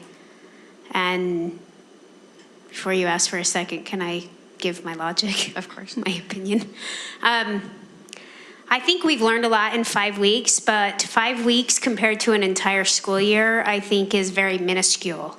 So to me, I'm looking for, we've invested in this pilot so far, and I would prefer to have more data so that a year from now, we can be much more educated on whether we want to pursue this. Well, if next year we'd be much more educated. Do we want to keep it at Hunter? Do we want to keep this going? Do we scrap it all together? Or do we want to look at expanding it to other schools? I personally don't feel that 5 weeks of data is enough for us to make an educated decision. And not for me. Let me speak for me, not us. For me, I don't want to make this decision of whether to keep using Evolve or not, like in a permanent way. I need more data. And I think a year worth. I appreciate Principal Ryan Oaks. He made the comment that there were guns in Hunter before this program was launched. And so for us to have no guns at Hunter last year is... No found guns. No found guns should be absolutely celebrated. And I've made this comment before, but it only takes one gun. I referenced Uvalde. It takes one person with one gun to just wreak havoc in a particular school. And so that shouldn't be overlooked, that Ryan Oaks made reference to a comment out there that was found that people were thinking of coming to Hunter to do damage, but then they're like, oh man, now they recognize that that's going to be much more difficult. So to act as a deterrent, that's powerful to me. But once again, we're only relying on 5 weeks of data. So I make a motion that we continue, but only as a pilot for the next school year, and only at Hunter High. That's my motion. I second that. Any other discussion, board? Yeah, I just would like to, add my 2 cents to that. I also appreciate the layered approach, because I think many of those things that we have added, the cameras, the locks, are very effective. But we are voting specifically on the weapons detection system here. So I want to leave all those other things aside. I agree with Karen. I don't feel we have enough data on effectiveness at all. There are examples out there that I've read about that show issues with the effectiveness with this particular system. And I feel the large ongoing cost is certainly not justifiable at this stage. I also don't feel there's been enough opportunity for feedback and surveying the community, as was promised. Some of the numbers, only 1/3 of students said they experienced no issues, and 20%, 1 in 5 students, thought it wasn't effective. To me, that number is significant, particularly if we don't know with certainty that the system works effectively. And so again, I don't think we have enough data for that. If it doesn't work effectively, I think we should be spending our money on other options. I appreciate that public comment that brought up issues that I had not yet even considered, so thank you for that. I guess with those comments in mind, I'm okay supporting a pilot, but definitely not supporting implementation at this point. Maybe I can just react to a couple things you said there, Kim. I appreciate where you're coming from on several of those points. I'm not sure it's possible to set aside all the other factors or all the other approaches in the layered approach. This is one portion of all of those layers. And so when we talk about efficacy, I think that's part of the challenge here. And I certainly appreciate where you're coming from, that the efficacy is uncertain. And is the efficacy, can it be attributable or attributed to the Evolve system or to some other component of the layered approach? And I'm not sure how we'll ultimately land on which of the layered approach is most effective, or which one can be attributed as the cause of some effect, right? So I think that's really challenging, and I'm not sure I have an ultimate conclusion there, other than this is part of many layers, and I think we have to consider it as such, and not set aside those other components necessarily altogether. Agreed. I also just want to say that I, from my research about Evolve, I consider us early adopters. And being an early adopter is risky because there isn't a lot of data. I mean, as far as I could tell, the first system to actually be active in a school was in 2022. I mean, that is early adopter. But I also think if there's an early adopter, it should be us. I think we're the right district for that. And I think Hunter is the right place. Now, I'm not saying I want to adopt. I'm saying I want to pilot. And I appreciate, I am in complete agreement with you and Kim, and it sounds like possibly Clark, that what I want is data. And since I can't get that from anywhere else, and this cost is to me, it's worth the cost to get the data and to get the information. And so I feel like what I'm doing here is I'm choosing to get data so that I know better. And I also share this gentleman's concern from Taylorsville that about expansion. I think, man, I think it's a very different decision when it becomes an ongoing cost. That is a much bigger decision than I'm going to go get information to me. So I have great hesitation on expansion in an ongoing manner. And you know what? I feel confident that our whole board is very careful about this decision. Thanks, Julie. I also wanted to say to this young man from Hunter who came to speak, I just want to encourage our administration to really take that to heart and to look into that, because if there is a prevailing potential security problem there, like he described, I want to ensure that, we'll take a look at that before school starts in August. So. And Daniel, you were so well-spoken, and you made me proud of my school district. So thank you for that. I do want to address that if I could. Sure. I can see in my mind's eye Don Adams squirming on the other end, because I know that he has thought through a number of these instances. They were part of our discussions on the redesign for that wing, and I just want to assuage some of those concerns. A lot of those questions we don't discuss very publicly because they go to the heart of our security plans and how we deploy specific resources. But I want to reassure the public in general that those have been taken into consideration. We deploy armed police officers. We have 2 full-time officers at Hunter. They know the layout. There's very specific reasons we do the things that we do as other parts of those layers, right? Because there are other components. And just reassure the public in general that some of those questions that were brought up, we can't discuss specifically what we do in those situations and what we have assessed and what resources are there, but those things have been taken into consideration as part of that initial redesign. And as we deployed at this location, it was one of the reasons why it was selected as part of the pilot. I know a lot of people assume that the pilot was done at this particular location for another reason, but there were actually a variety of other reasons, including the technology, and because that wing was new and had the ability to adapt. And it was a challenging location too. We didn't want to go to a place that was already a single entry. We couldn't go to Cypress or Skyline. They're a hot mess right now in terms of construction. Please know, as a board of education, we've spoken about some of these things in executive, but there have been some questions and considerations with respect to that. I would also add, we share your concern, Kim, with respect to collecting more data. We knew that we didn't have enough because of the implementation was a little lagging, and we expect fully that we would have the opportunity, if this is adopted by the board for the pilot to continue, that we would have the opportunity to gather more data. Thanks, Ben. Any further discussion? Okay. Call for a vote to continue the pilot. We had a first and a second, or a motion and a second to continue the pilot program at Hunter High. For the next school year. For the 2023-24 school year. All in favor? Oh, we seconded it, yeah. We just need a vote, so all in favor? Aye. Aye. Any opposed? Okay, motion passes. Madam Vice President, if I may, and if I'm out of order, please put me in my place.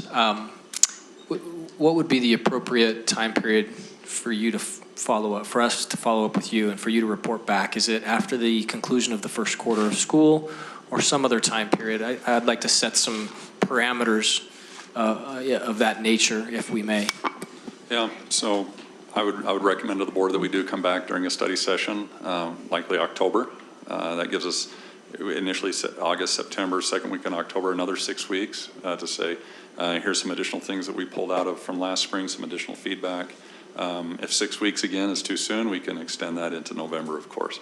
But I would like to, as full transparently as possible, bring the board along as we're experiencing it. Some of that can be taken care of through email, but I also believe a public discussion about it is warranted for transparency with the public as well. So I would recommend perhaps a study session in October if the board so chose. Thank you. Thank you for bringing that. That's a great thing to put on our radar for the following It would now couple be months. the appropriate time just to ask Stacy to note in the minutes the reasons for my vote as stated earlier, and I can send them to you in writing. Okay. Thank you. Thanks, Kim. Okay, Dr. Nice stays down there in the hot seat. We have another action item. It's House Bill 403, amendments, public education, mental health screening, and Leslie Bell will be joining him. And you guys can take it from there. Thank you, Our Madam second Vice one. President. Thank you, Assistant Superintendent Bell, for joining me here to discuss mental health amendments. I will say, as you referenced House Bill, we have the sponsor of said bill here with us today, and we'll be able to, not to put him on the spot, but he can speak to this far better than I could. But you've seen the board backup as to what this is with mental health amendments and what it's not. And I would just point out, as much as we've spent some significant time this evening talking about some hardening strategies to school and safety security, when we bring in issues of mental health and student mental health and our strategies around that, that speaks to the softening strategies of school safety and security. I know Representative Elison has been a champion, not only within our state, but nationally, as to what mental health looks like, not only for the well-being of children, not only for to reduce suicide and those attempts, but also the issue of school safety and security, and has worked tirelessly to address those issues and provide that support. So as mentioned, I just have a couple slides here for context. House Bill 323, and thank you, Representative Elison, for spending some time with the superintendents a couple weeks ago where we reviewed this. Representative Elison was good enough to come and speak to 41 superintendents and provide information, answer questions, and navigate this. But part of that context was this was legislation that was passed in 2020. You see how the House and Senate voted. The 44 is yeas, 28 nays, and 3 absent, and similarly 19, 9, and 1 in the Senate. There's $500,000 ongoing in this. So essentially what this did was required the Utah Division of Substance Abuse and Mental Health to work with USBE and identify what are age-appropriate, evidence-based screeners. And currently I believe there's 16 that have been identified by the State Board of Education for use in local education agencies and LEA.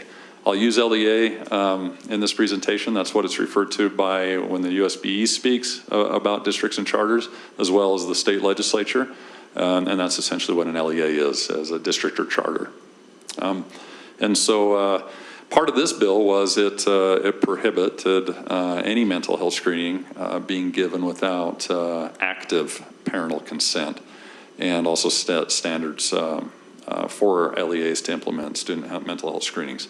Fast forward to last year, Representative Elison working with the legislature and Senator Ann Milner on this as the co-sponsor. Anyway, passed in 2023 unanimously, which essentially required all LEAs, governing bodies or boards, in our case here tonight, to determine whether or not to opt to be non-participants in offering mental health screenings, with a few some qualifying language in that as well, that if local governing bodies chose not to participate, we would be required to report that to the state board annually. Excellent. One requirement is one just of notification, meaning we would send out correspondence to all the parents in our district saying that mental health screenings are available per your choosing to participate. And there is a provision in there that non-participating LDAs from receiving ongoing funding to help students and parents with financial assistance for clinical care outside of the school. As far as implementation or the operation of this, if the board so chose to offer mental health screenings, this really is parent directed. You'll see that some districts have implemented this in various ways. The express or explicit language of the bill simply states that a participating LEA is one that provides mental health screenings to parents and their children. It doesn't necessarily tell exactly how we are to do that. A couple ideas in operation. A parent has concerns about the mental health well-being of their student. They contact the school. The school connects them to the mental health screening. They arrange a time for that to occur. Those results are shared. If the parent wants to receive additional resources, that's where we as a connecting partner, we as an LEA do not do diagnosis. We do not do a full-scale mental health evaluation, nor do we provide therapy. We provide information for parents to connect to those resources per their discretion.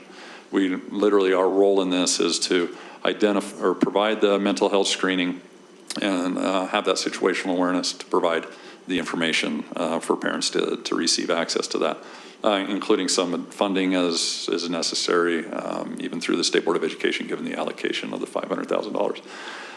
And those are ongoing funds as well per that bill or that ongoing effort. There are occasions where we could, because we offer, there's some statutory obligation that we hold parent engagement nights 3 times a year. We would and could advertise to parents saying, in addition to the regular topics that we have at parent engagements evenings, we also have mental health screeners, and parents could avail themselves of those at that time as well. There's a lot of different ways in execution that this could occur. It should be noted, our intent at this point is to make our parents aware of it, make it available. They contact us. We provide the screener form and then connect them to resources, and utilizing the mental health screener at perhaps parent engagement nights that we hold 3 times a year. And Representative Elison, would you mind? Is that okay? Is it Madam Vice President? Permission for Representative Elison to speak specifically about what he knows far better than I. That would be wonderful. Thank you. Thank you, Superintendent. I certainly don't know better, but maybe just a different perspective. I'll be brief and give you the genesis behind this bill. After the Uvalde shooting, it came to light that the Texas legislature had funded to the tune of hundreds of millions of dollars, the Texas School Student Mental Health Initiative that included mental health screenings and a number of other programs. I studied that bill in great detail and realized we've done most of those things in Utah, but it came to light that Uvalde District had not implemented the bill that the legislature had passed. And the post-mortem that happens after every school shooting, fortunately, knock on wood, Utah has not had any school shootings K through 12 resulting in a death. But the post-mortem, everybody says, how could we have prevented this? What went wrong? And the regret that happened in Texas because they hadn't taken advantage of the programs funded by the legislature are unspeakable. So I thought this would be an important bill to say, as a legislature, we want to know if districts are on board or if they're not on board. The bill is about parent choice, about giving parents an option I wish I would have had with one of my children, to have a screening instead of multiple hospitalizations when the issues reach a crisis situation. So I think that's why you see such unanimous bipartisan support in the legislature is we want to know if districts are on board or not on board. And if there is ever a school shooting and a district opts out, I'll let them answer those questions. But here's the sad statistic that is not, I'll just say this is preliminary and tentative because it's not public or final, but I get a report every month from the medical examiner about suicides in the prior 12 months. It's a running report. In the past 12 months, we've lost approximately 39 children to suicide. And we know that about 75% of mental illnesses emerge before the age of 21, and that early detection and treatment is the very best way to help those children. So many parents, including myself that work in the mental health field, don't know where to begin. This is an opportunity for schools to convene professionals from outside the school with vetted clinical instruments to simply say, is there potentially an issue? Just like with the vision screening. The child didn't pass the test, mom and dad, why don't you take the child to make an eye appointment and let the professionals help them from there? And so this is simply an opportunity to use state-funded resources. This should cost the district nothing to allow parents an option. If they desire, it has to be written permission.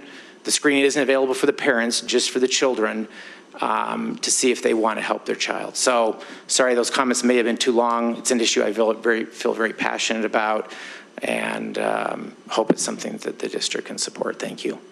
Thank you. Thanks for the clarification on that, Bill, of what the intent was. I think that helps us as a board know what we can do. So thank you. Discussion, is that do you have any other presentation slides? That concludes okay. The presentation. Okay. Board, it's open. I am so thrilled to talk about this on the same day that I just voted to continue the pilot of the weapons detection, because this is what we're talking about when we talk about multi-layered approach. And I'm just so thrilled that the legislature would recognize our need in this. And as much as I'm so thrilled and thankful for the ways that this is going to help our students, I also am so thankful for the process that has been put in place here. I think that it is it's an example of how we can have parents in the driver's seat in education and have a partnership between parents and schools, and where parents can get resources and yet also still be the one in the driver's seat. And I am really thrilled about this bill. I wanted about this grant, and I'm going to be excited to vote for this. One clarification, in the data privacy section, numbers 4 and 5, if you want to go there, it says if an LEA has received parental consent, an LEA may share data collected from the mental health screener with a school's multidisciplinary team. And then in number 5, it says an LEA shall retain and dispose of all data related to the student's mental health screener in accordance with an approved retention schedule not to exceed 3 years.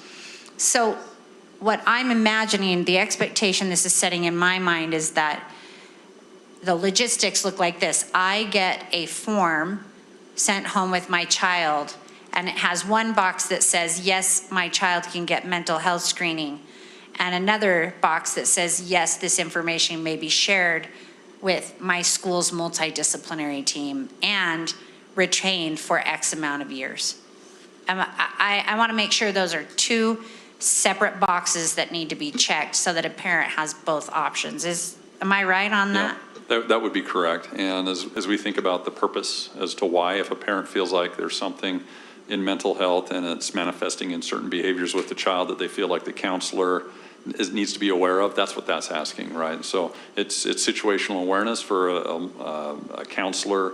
Maybe we have a school psychologist on staff that might do check-ins, right, with the student, whatever it may be. But that, again, that's per parent discretion, recognizing, and it's very individualistic to a child and what their needs might be, and how that parent with the child might view the school and supporting that child from bell to bell, so to speak. And so if I do not check the box that says, yes, share this with the school, my teacher does not know what happened. But if I do check the box, the teacher, anybody at the school who is directly dealing with my child, whom the principal felt was relevant, could know that information. Yes, that's the careful distinction. Not everyone can know about it, but only if they have a vested interest or are providing a service to that specific child. If they're not providing a service to the child, it's protected.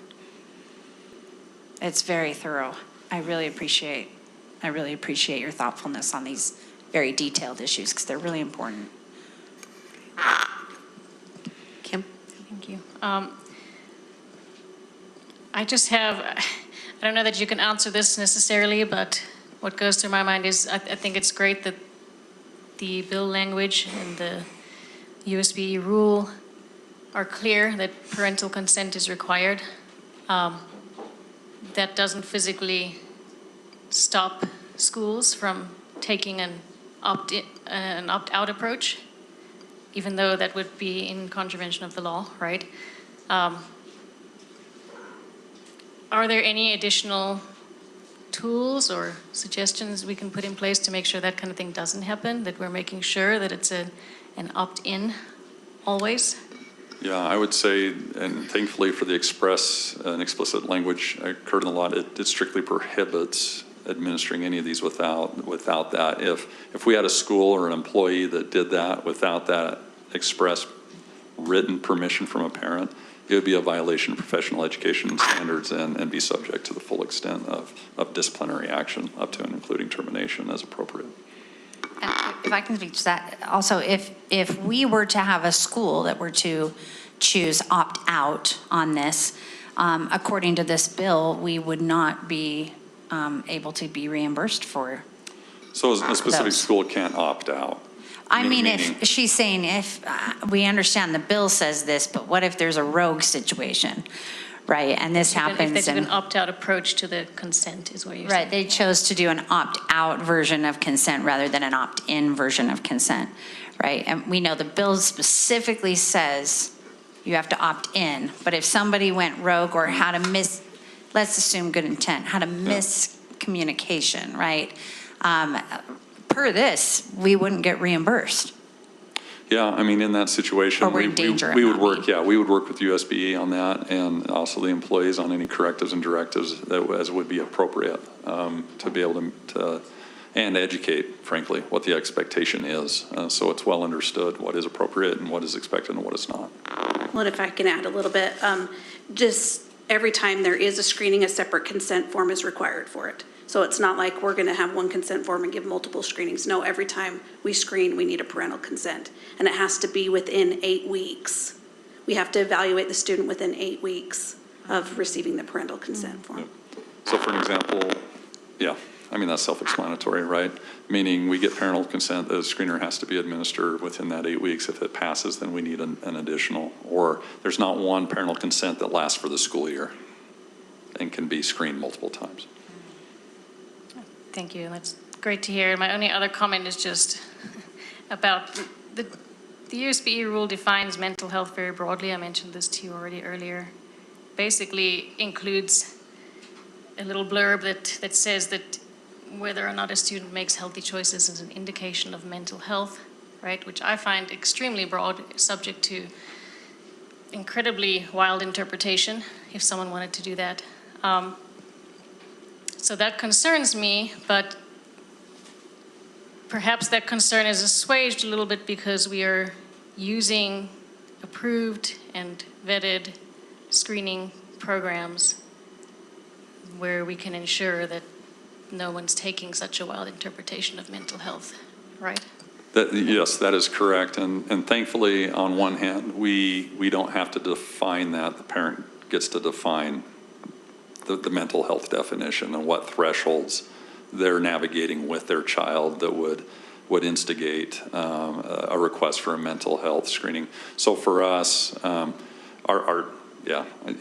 find that definition to be a little bit broad for all the reasons that you've stated. I kind of share in that concerns, but for us, that doesn't suggest for us that we have to take any action on that definition. Thank you. Any other comments? Karen?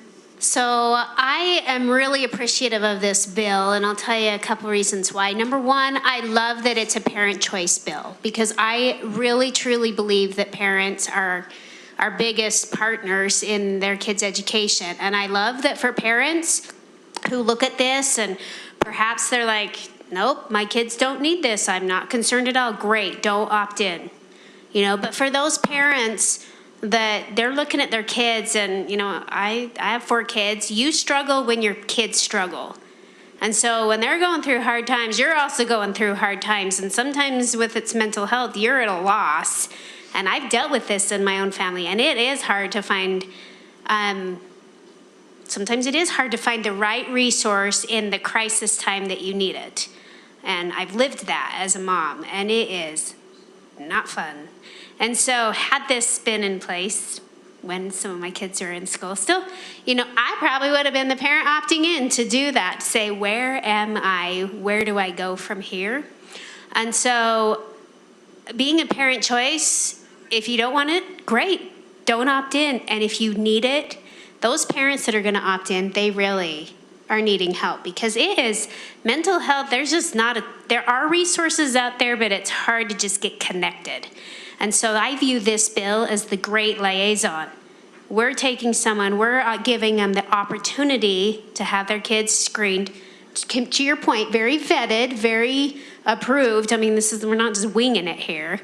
And then our job is done as far as then you turn it over to the professionals.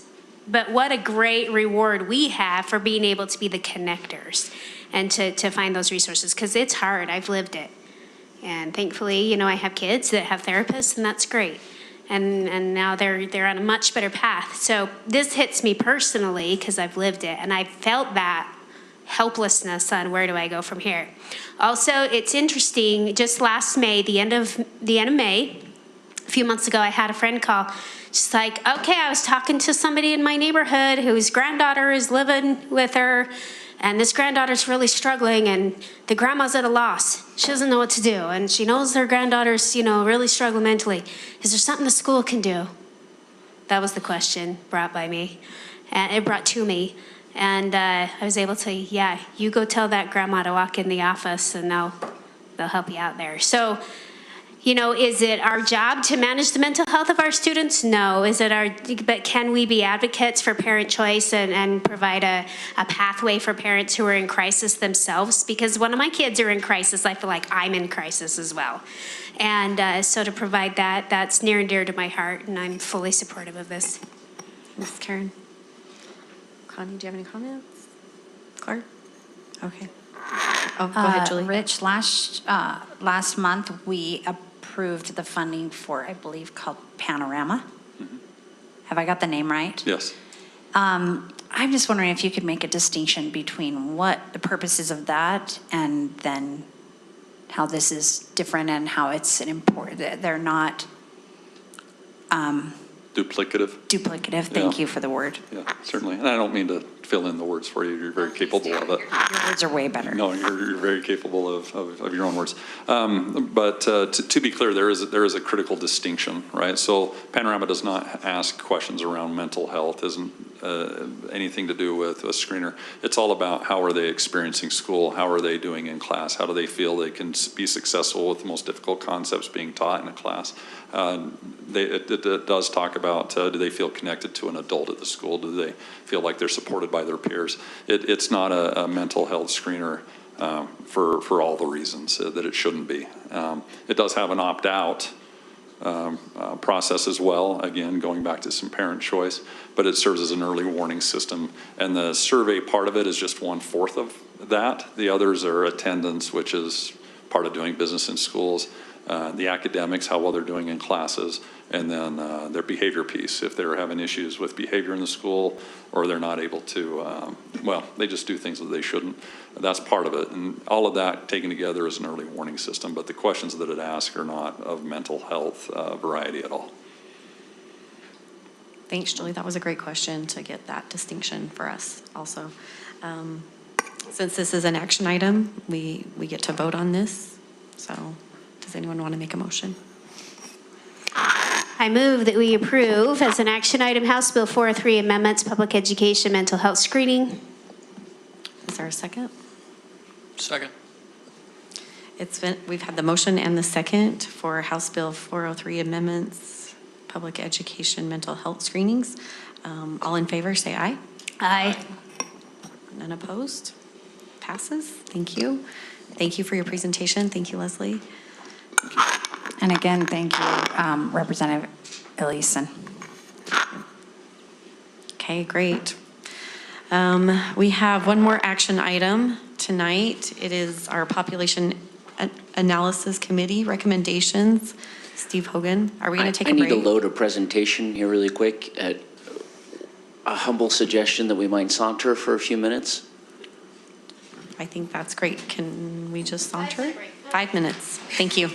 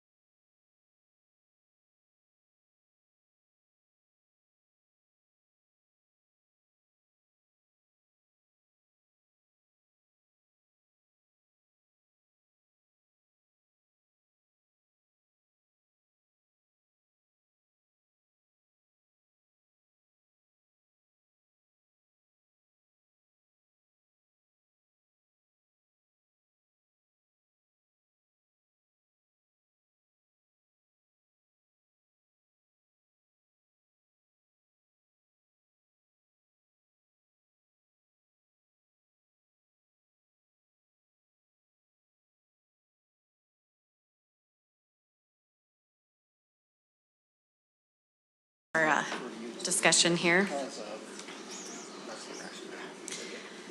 All right, board members, we were just talking about how we have our recommendations by the PAC. So we're going to turn time over to Steve Hogan for his presentation. Thank you, Board Vice President, Board Superintendency, and others. I know we have a few joining us online tonight.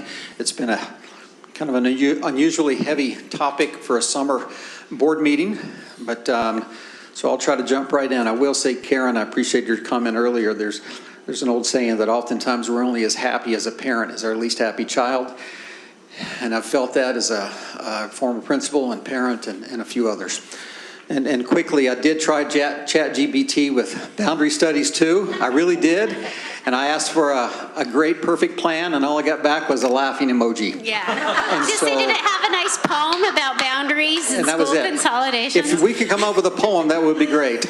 I even asked for a decent plan, and it just said, get back to you. So let's jump in. At least it wasn't a crying emoji. It wasn't the crying emoji, but that's all we have. So here we are at what is typically a pretty critical junction for our boundary studies. I will go over a couple things, board, that I know that you guys know well, but because we have more than a few people joining us online, and these are big critical issues, I will go over, summarize a few things. So again, quickly, the agenda, I'll talk briefly about the process, then what our study areas are, the why that we always talk about that is critical for these, the community outreach that we've had so far, and of course, the point and the action tonight perhaps, and that is the PAC's recommendation. So why? Simply that. Optimizing elementary school size creates better outcomes and opportunities for students. It's another way of saying and talking about school size or the minimum 3 teachers per grade level that we always get back to. That gets back to our why, but more specifically, why are those 3 teachers per grade level important in the elementary? It comes down to better outcomes and opportunities for our students. We have discussed that quite a bit in our meetings, and I believe our communities and our patrons and stakeholders are beginning to understand that even better. The process. Again, this is the part that you're very familiar with, but let me go over this very briefly. I want everyone to understand we do have a process based on two main things. One is state statute. If you've watched the news lately, you've seen that a couple of districts and state statute have kind of gotten sideways a little bit, but we feel strongly about our process, that we do follow the deadlines and dates given to us by the state, but also our board policy. And they are outlined here. In fact, Ben and I feel strongly that we go above and beyond what is required in trying to communicate that, and I'll show you briefly in just a minute what I mean.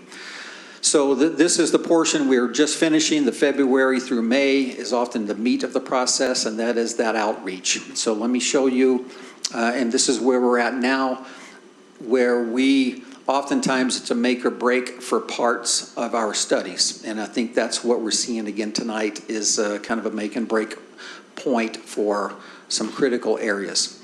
What are those 2 studies? Remember the closure and boundary study for areas 1 and 2. I'm going to show you in just a moment. I'll say a quick reminder, but show you one thing every study is unique. Every study has its own dynamic and own personality and tone, if you will. Last year's was different from this year's. Areas 1 and 2 are different, remember, because there have already been some school closures in that general area. In fact, 3 in that area a few years, over the last several years. And Area 1 in particular has still some decent growth, residential growth and other things happening there. So we'll talk about that in a second. And of course, the potential reopening of Brockbank, and that is largely associated with grade reconfiguration that's going on. So the community outreach that we had so far, we've had 3 network school community council meetings where we've had at Kearns, Hunter, and Cypress meeting with school community councils by network on those dates. Also, just network community meetings where anyone is welcome to those meetings. A lot of you were at those meetings and participated. We had initially some email notifications and information on the studies, and of course our website, which remains active and updated. The postcard mailer that went out to all households, so thousands and thousands of households, basically everything from Bangor West in areas 1 and 2 that went out early in March, and then of course the letter to our elected officials in March. Finally, we added a couple of things, and that was the Hunter Network Community Night and the Kearns night. And in fact, we have a few of these events that I know I will be attending in Kearns and a few other communities over the next couple of months. And those have been fantastic, by the way, just to have people walk up and talk and ask questions. So it's a great time to get feedback from patrons. This, again, by way of reminder, not just for this group, but for all those watching, is we have a few years ago more or less broken our district up into 5 areas of focus. We finished last year in area 4. Now we are in areas 1 and 2 on the left side.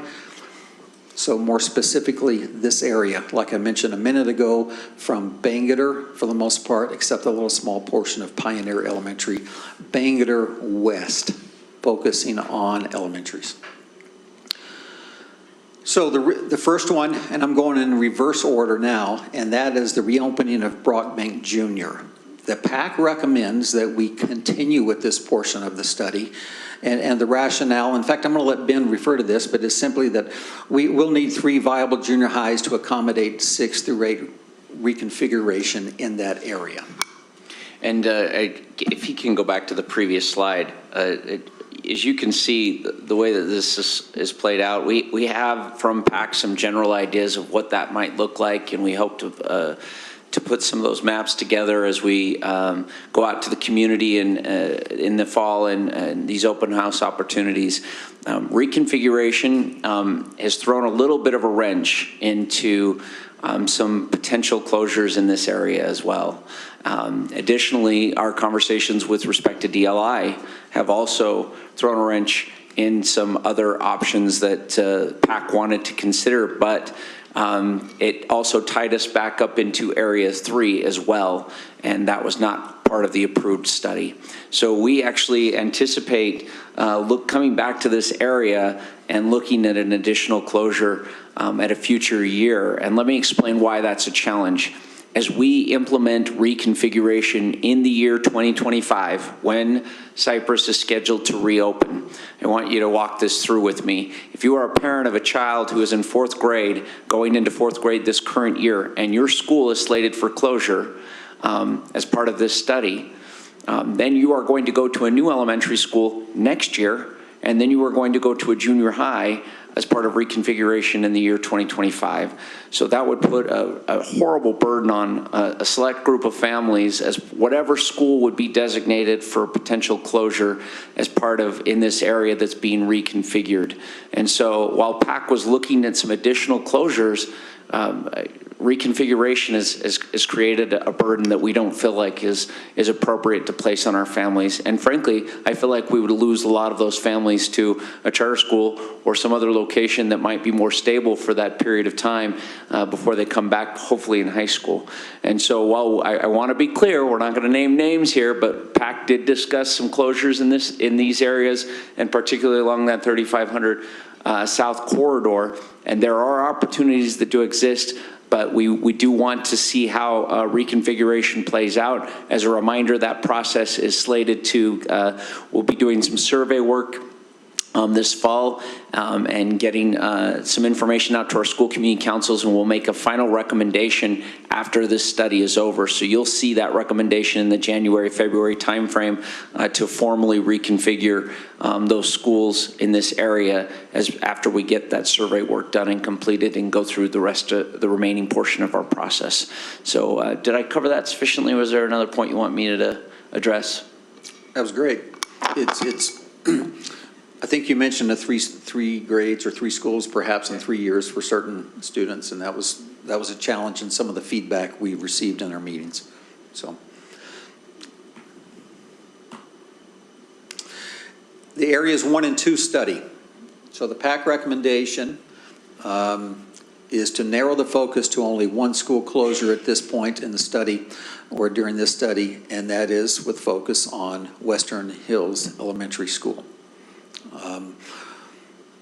The rationale, why? Again, Ben just mentioned some of that, and as I mentioned earlier, we do still have a decent amount of growth in this area. Little Valley, right around Cypress High School, is not completed yet. I've been keeping constant tabs with that group, and I drop by that leasing office or that sales office quite often, and there's still more to go in and still some changes out there. Mahogany Ridge, 850 units. That's right across the street from Cypress.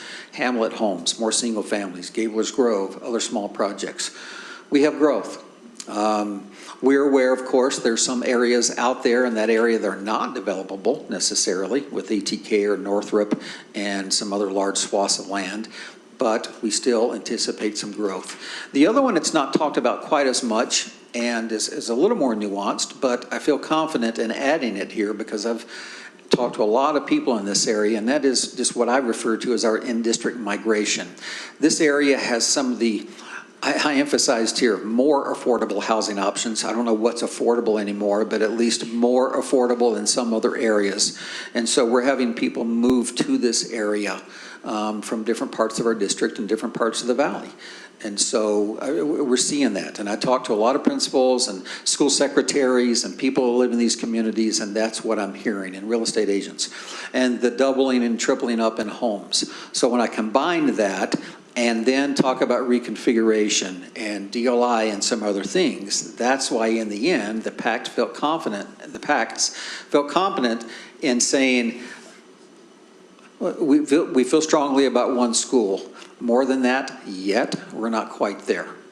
And so it's that in a nutshell. I would just point out, and I know that we've had these conversations with board members for the benefit of the public that's watching. This study is different than last year's study. And I just want to emphasize that. Last year's study was in an area that Davis Demographics pointed out would kind of reached its pinnacle of maturity. It was not impacted by future development, some other ongoing lingering concerns. It was already gone through the process of reconfiguration. Again, as we kind of came to this conclusion with PAC, we did actually come into this looking at the potential of 1 to 3 closures. And like we did last year, potentially bringing out some options. At the end of the day, the data showed us where the greatest need and the struggle was in terms of facilities, the comments that we received from the general public, and some of the other issues that we see with small schools. And we didn't feel like that would be genuine to come and present some other options when in reality it was very clear where our biggest challenge was, and that's frankly in this Western Hills community. It's a strong community. They showed up. Some of you were at the Kearns meeting. They had T-shirts. They were organized. It was a great, wonderful community. We've already had an opportunity to alert the principal that this recommendation was going to be made this evening, and worked with her as she will be notifying her community. And we've helped her put some of those things together. And this is going to be tough news as we consider this recommendation.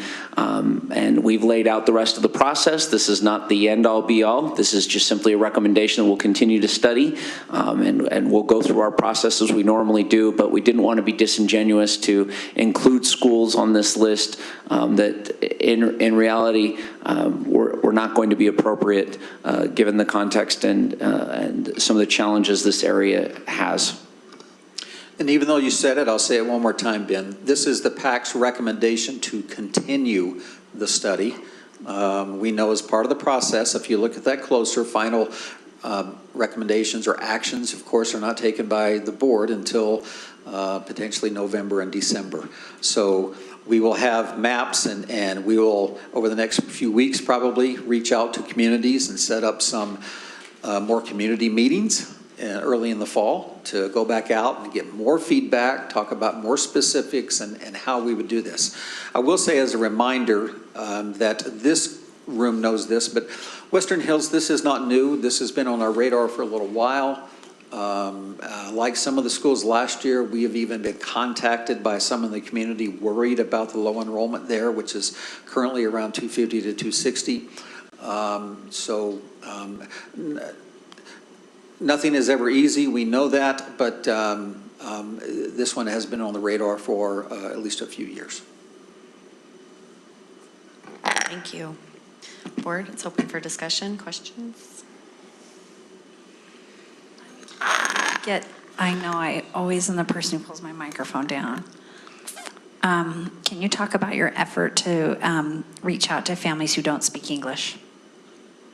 You bet. We've had, and been jumped into, but of course we've started with interpreters as at our meetings and have provided a lot of these handouts and things in Spanish, and have asked the community councils and other members to help us know if there's more than Spanish speakers, because we have a lot of dozens of different languages spoken and represented. We haven't got as much feedback there, but if you noticed on the feedback that only about 16, 17 emails so far. There were some that were emailed to us in Spanish, so we responded in Spanish and interpreted that for this group in English, so we knew what those were saying. And those efforts are ongoing. In fact, Ben and I have already talked about what else can we do, because we're going to have to, whether at these meetings, these open houses, these community events, we're always looking for more ways to connect to more people. I would point out that in addition, we took some feedback from the board. We were looking at some other software options to help with translation at some of our meetings. We're going to be piloting. We've been saying the word pilot a lot, and apparently I don't know how to say it anymore. We're going to be piloting some earbuds that help translate at some of our next community meetings. We did offer after that Kearns meeting to come to a specific school locations, and even offered to hold those meetings in Spanish as appropriate. We made sure all of our principals were aware of that, and frankly, none of those school community councils took us up on that offer. Now that we do have a formal recommendation, we're going to go either way now. So, and that meeting will be available in multiple languages. Comparable after our recommendations last year, we went to several specific communities where we knew there was potential impact, and we had the opportunity to try and push additional information to potentially at-risk families and communities. We have a wonderful principal at Western Hills. She's very much in touch with her community, and she's going to be a critical resource as we continue to gather input and understand the potential impacts of this recommendation. And so we'll be working very closely with her and her supervisor and the surrounding school principals.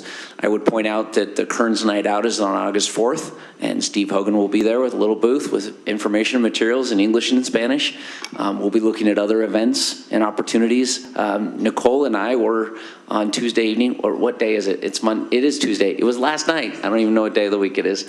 At the Kearns Community Council, expressing that we expected a recommendation this evening, and we'd be sharing that information with those community leaders. So we'll be going back out now that this recommendation is official, and having some of those additional opportunities to communicate.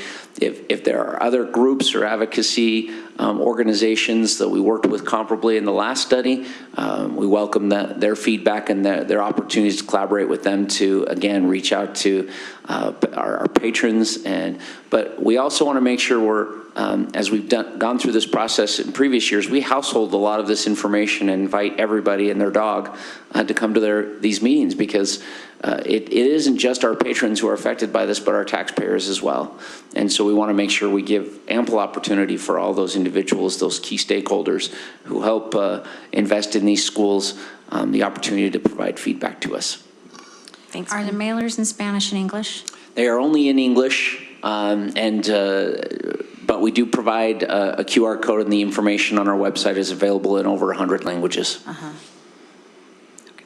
Would you be able to put that on the postcard in Spanish, maybe as go here, Yeah, we something can in do Spanish that. that would say That's a that would great be idea. We do ask our principals, as we share that information, particularly, we obviously have interest in our non-native languages to have opportunities. So we are dependent in this process on that getting relayed through our principals and our schools directly. And to be honest, a lot of people, our click rates are not awesome. when it comes from the district. So we do ask our principals to share this information because their communications are much more effective in terms of people listening and reading.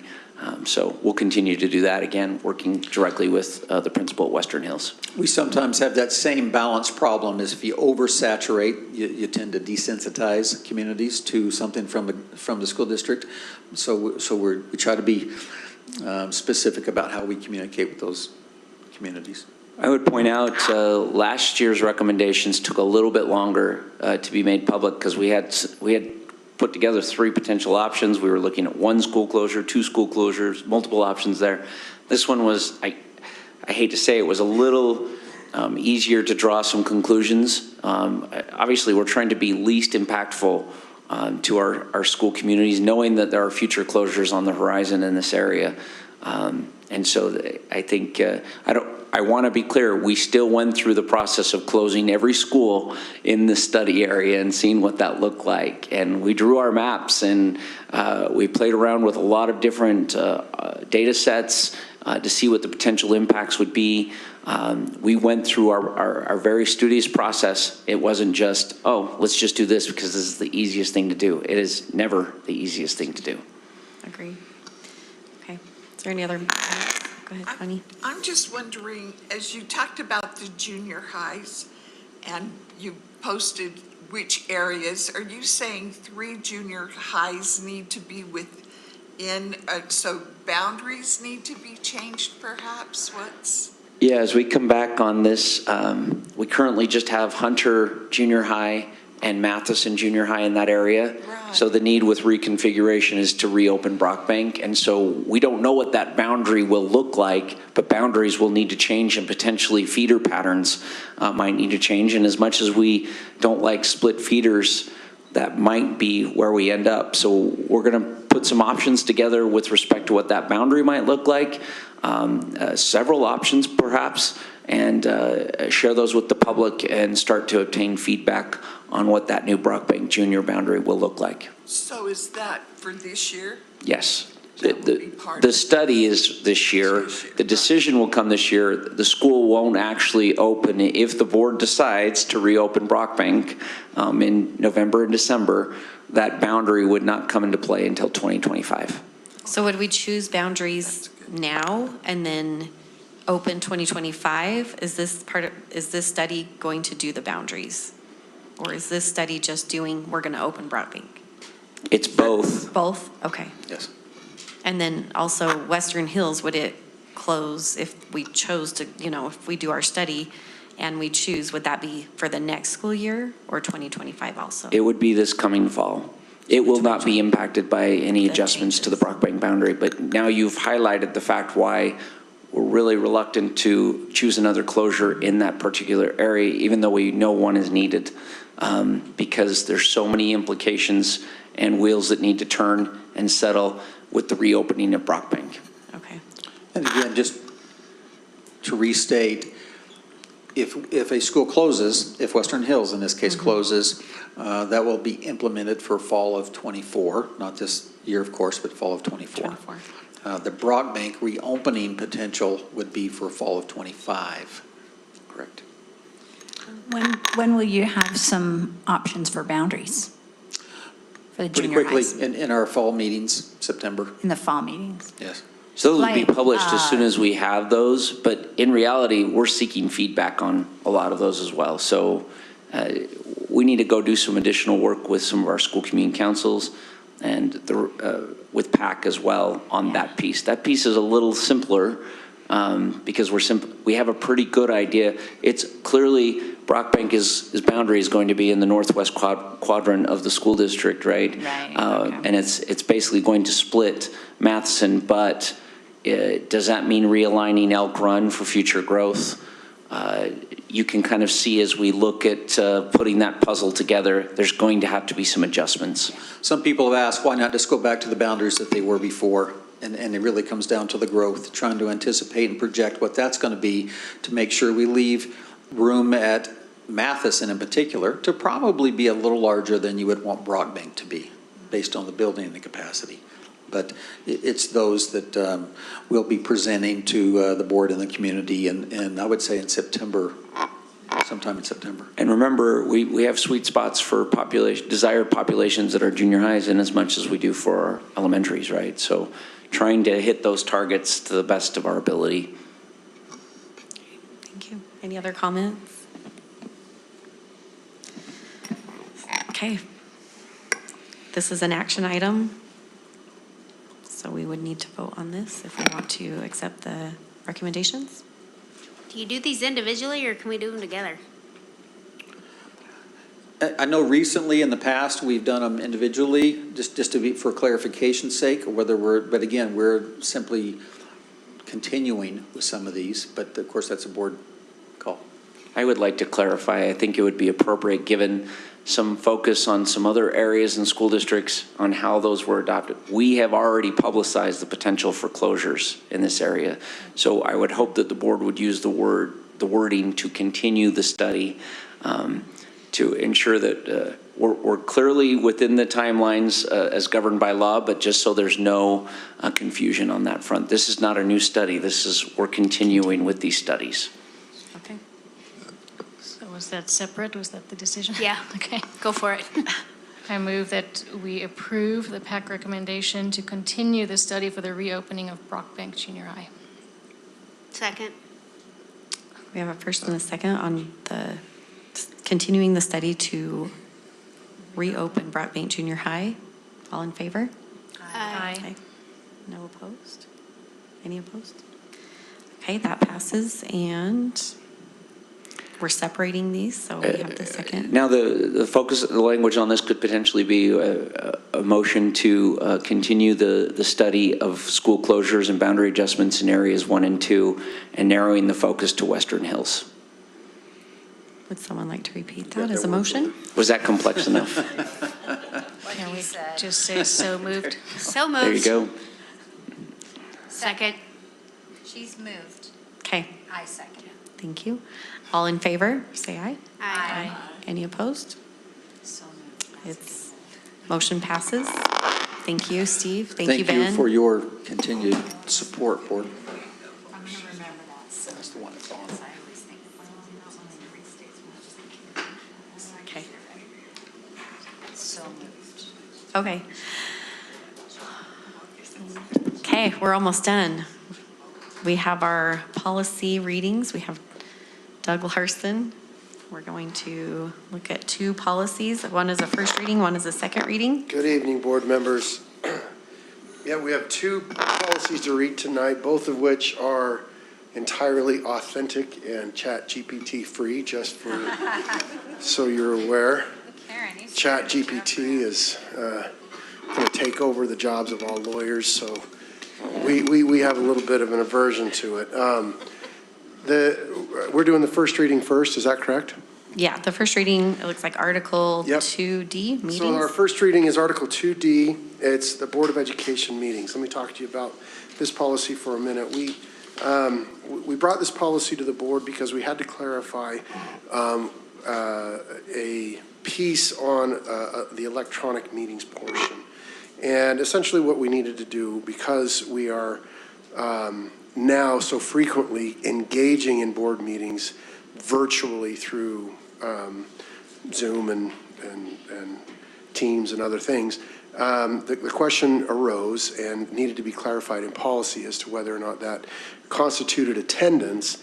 And so we have now put into our policy that board members can attend board meeting via some sort of virtual means, whether it's telephone or some other virtual means.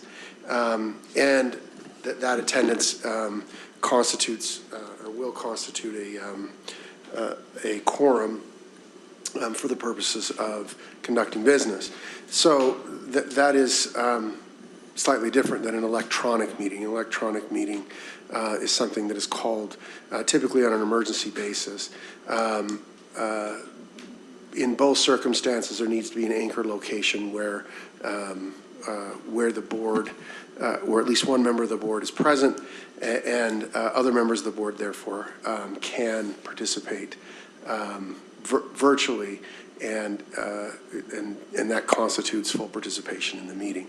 Now, opening this policy, it led to a couple of other discussions. And in law and policy, we discussed in particular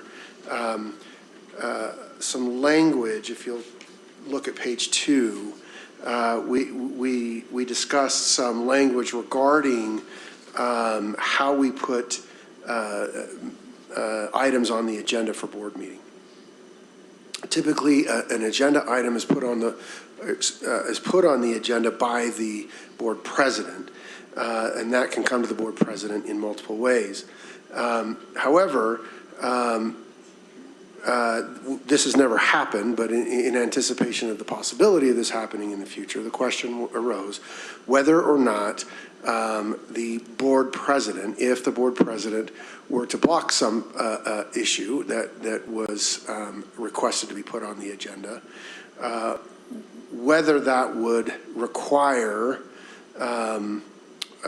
either 3 members or 4 members of the board to override that president's decision to preclude something from an agenda. There was not consensus on this particular point in law and policy, and so it was requested that we bring that to the board for an open discussion. And I'll allow you to be able to do that. If that's not clear, please let me know and I'll explain it further. But the last thing that in this policy that needs to be considered by the board is in number 6, that's D6. Rather than have a 2/3 majority of the board members vote to reconsider a final action within 1 year, it was brought to my attention that the math, 2/3 majority of 7 people is actually quite difficult to ascertain. And so we just went ahead and put 5 board members.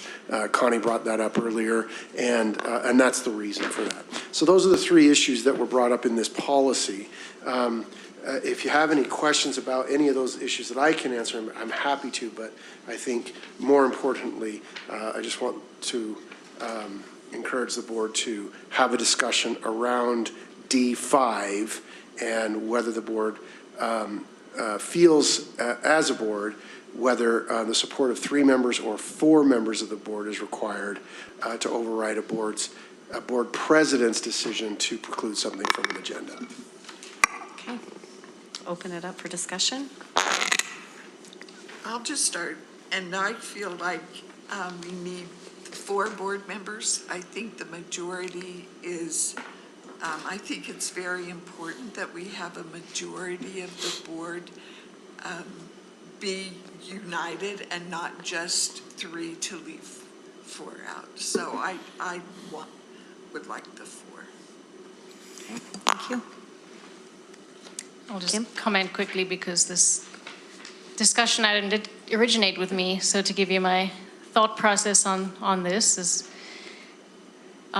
it's not an action item that we will be voting on to take an action, to decide something. It's purely just something that we feel is important for discussion.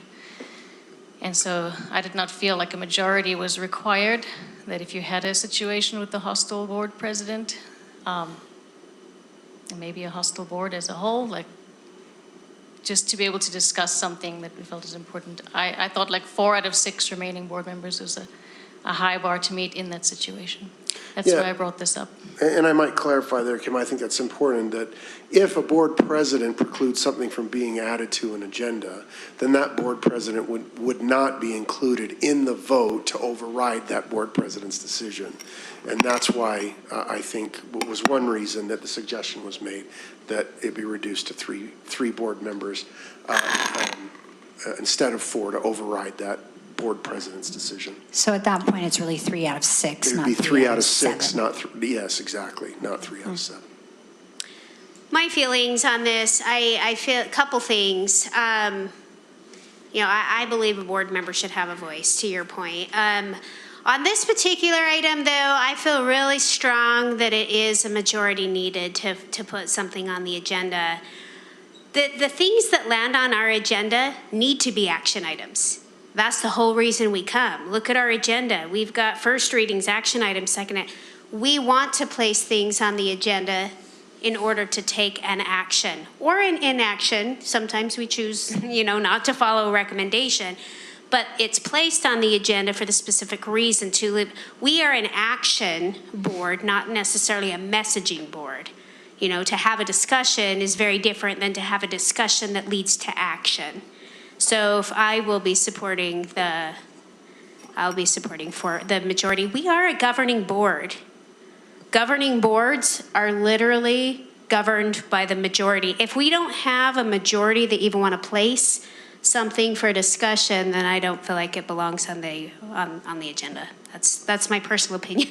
If I could just respond to that real quick. The act of placing it on the agenda is not an action item. Discussing and then voting would be the action item, right? In addition, board meetings are defined in this policy to include study sessions. So this would cover putting something on a study session agenda as well. So just adding that. I appreciate that, but a lot of our study agenda items turn into action in future meetings. So to me, that's one and the same. I would support having something put on the agenda to discuss if not saying, oh yeah, for sure, I'm going to vote for that. Right. I would say, yeah, I want to talk about that. And that would be the vote. So I don't necessarily, I think I want to make sure I'm not pigeonholed into if I support it on the agenda, I'm going to vote for it, because that's not how Yeah, that's not it. Everybody can change their mind, right? But if there is the majority of the board that's saying, let's hold off. That's just my opinion. I like the policy currently as is with the included changes as far as some of the cleanup language, making it a 5, getting that digital stuff updated, that's good. So for me, I'm fine supporting it as is. Clark, sorry. So I have a question, if I may. What is the mechanism by which the superintendent is directed to do so by a simple majority? So looking at the language in 5, is that simply verbal communication? Is it an email? What is the mechanism to provide that direction? All of the above. Yeah, right? go So ahead. all the above. Yeah. And so in that space, whether we're meeting with board leadership and they direct us because we meet with them monthly, they tell us things they want on the agenda, we do that. Sometimes it comes through email or even text, right? So we're directed. We also make recommendations as staff if there's something coming up or something needs to be approved. Obviously, we get those things on there, but it's the board's meeting. And so we run all of that past board leadership saying, hey, we've got this grant, this deadline, this issue. And then it's also reciprocated to where they say, yes, thank you. We'll include this, that, and the other, not this or the other. And then we need you to also include this. So it's very fluid in terms of the conversation to get things on the agenda. Follow-up question, is a simple majority when there's only a 6 as the denominator, is that defined as 3 or 4? It's defined as 4. Okay. Because that's 4 out of 7, or because it's No, 4 because it's 4 out of 6. still 4 out of 6? Because 3 out of 6 is still not a majority. It's not a majority, exactly. I just wanted to mention that this policy has been needed. During COVID, there was a board member who wanted to consistently bring back an agenda item, and I had to remind them that we were within the 12-month things and that it needed certain amount of votes to be brought back. And I just asked them, I said, hey, if you can get the support, please, let me know in writing who's supporting this, and kind of put it back on them. And so there is some wisdom in this policy because we don't need everything on the agenda. We need the most important things on the agenda. And so this policy, there is wisdom here, and it has been, we've actually used this. When I've sat in that chair, I had a pretty good idea and of where people stood on this particular thing that was being asked, and there wasn't support for it, but I did point to this policy and say, hey, if you can round up, I'm happy if you can round up the support. So it's nice when you're the board chair to have a very outlined policy to point other board members to. because that's why we have policy, is for procedure, process, policy, to be able to have very consistent guidelines, and so we're all operating under the same, we have these guardrails under the same policy, so. Thank you. Any other comments? I had a comment about a different part of the policy. Is there other discussion about that part before I go to that? Okay, so in section E5, this is the part where we talk about public comment. And I remember a discussion, I'm concerned about our practice of when we have a student, or I guess I should say a minor, address us, we ask them for their address. And I would like to discontinue that practice.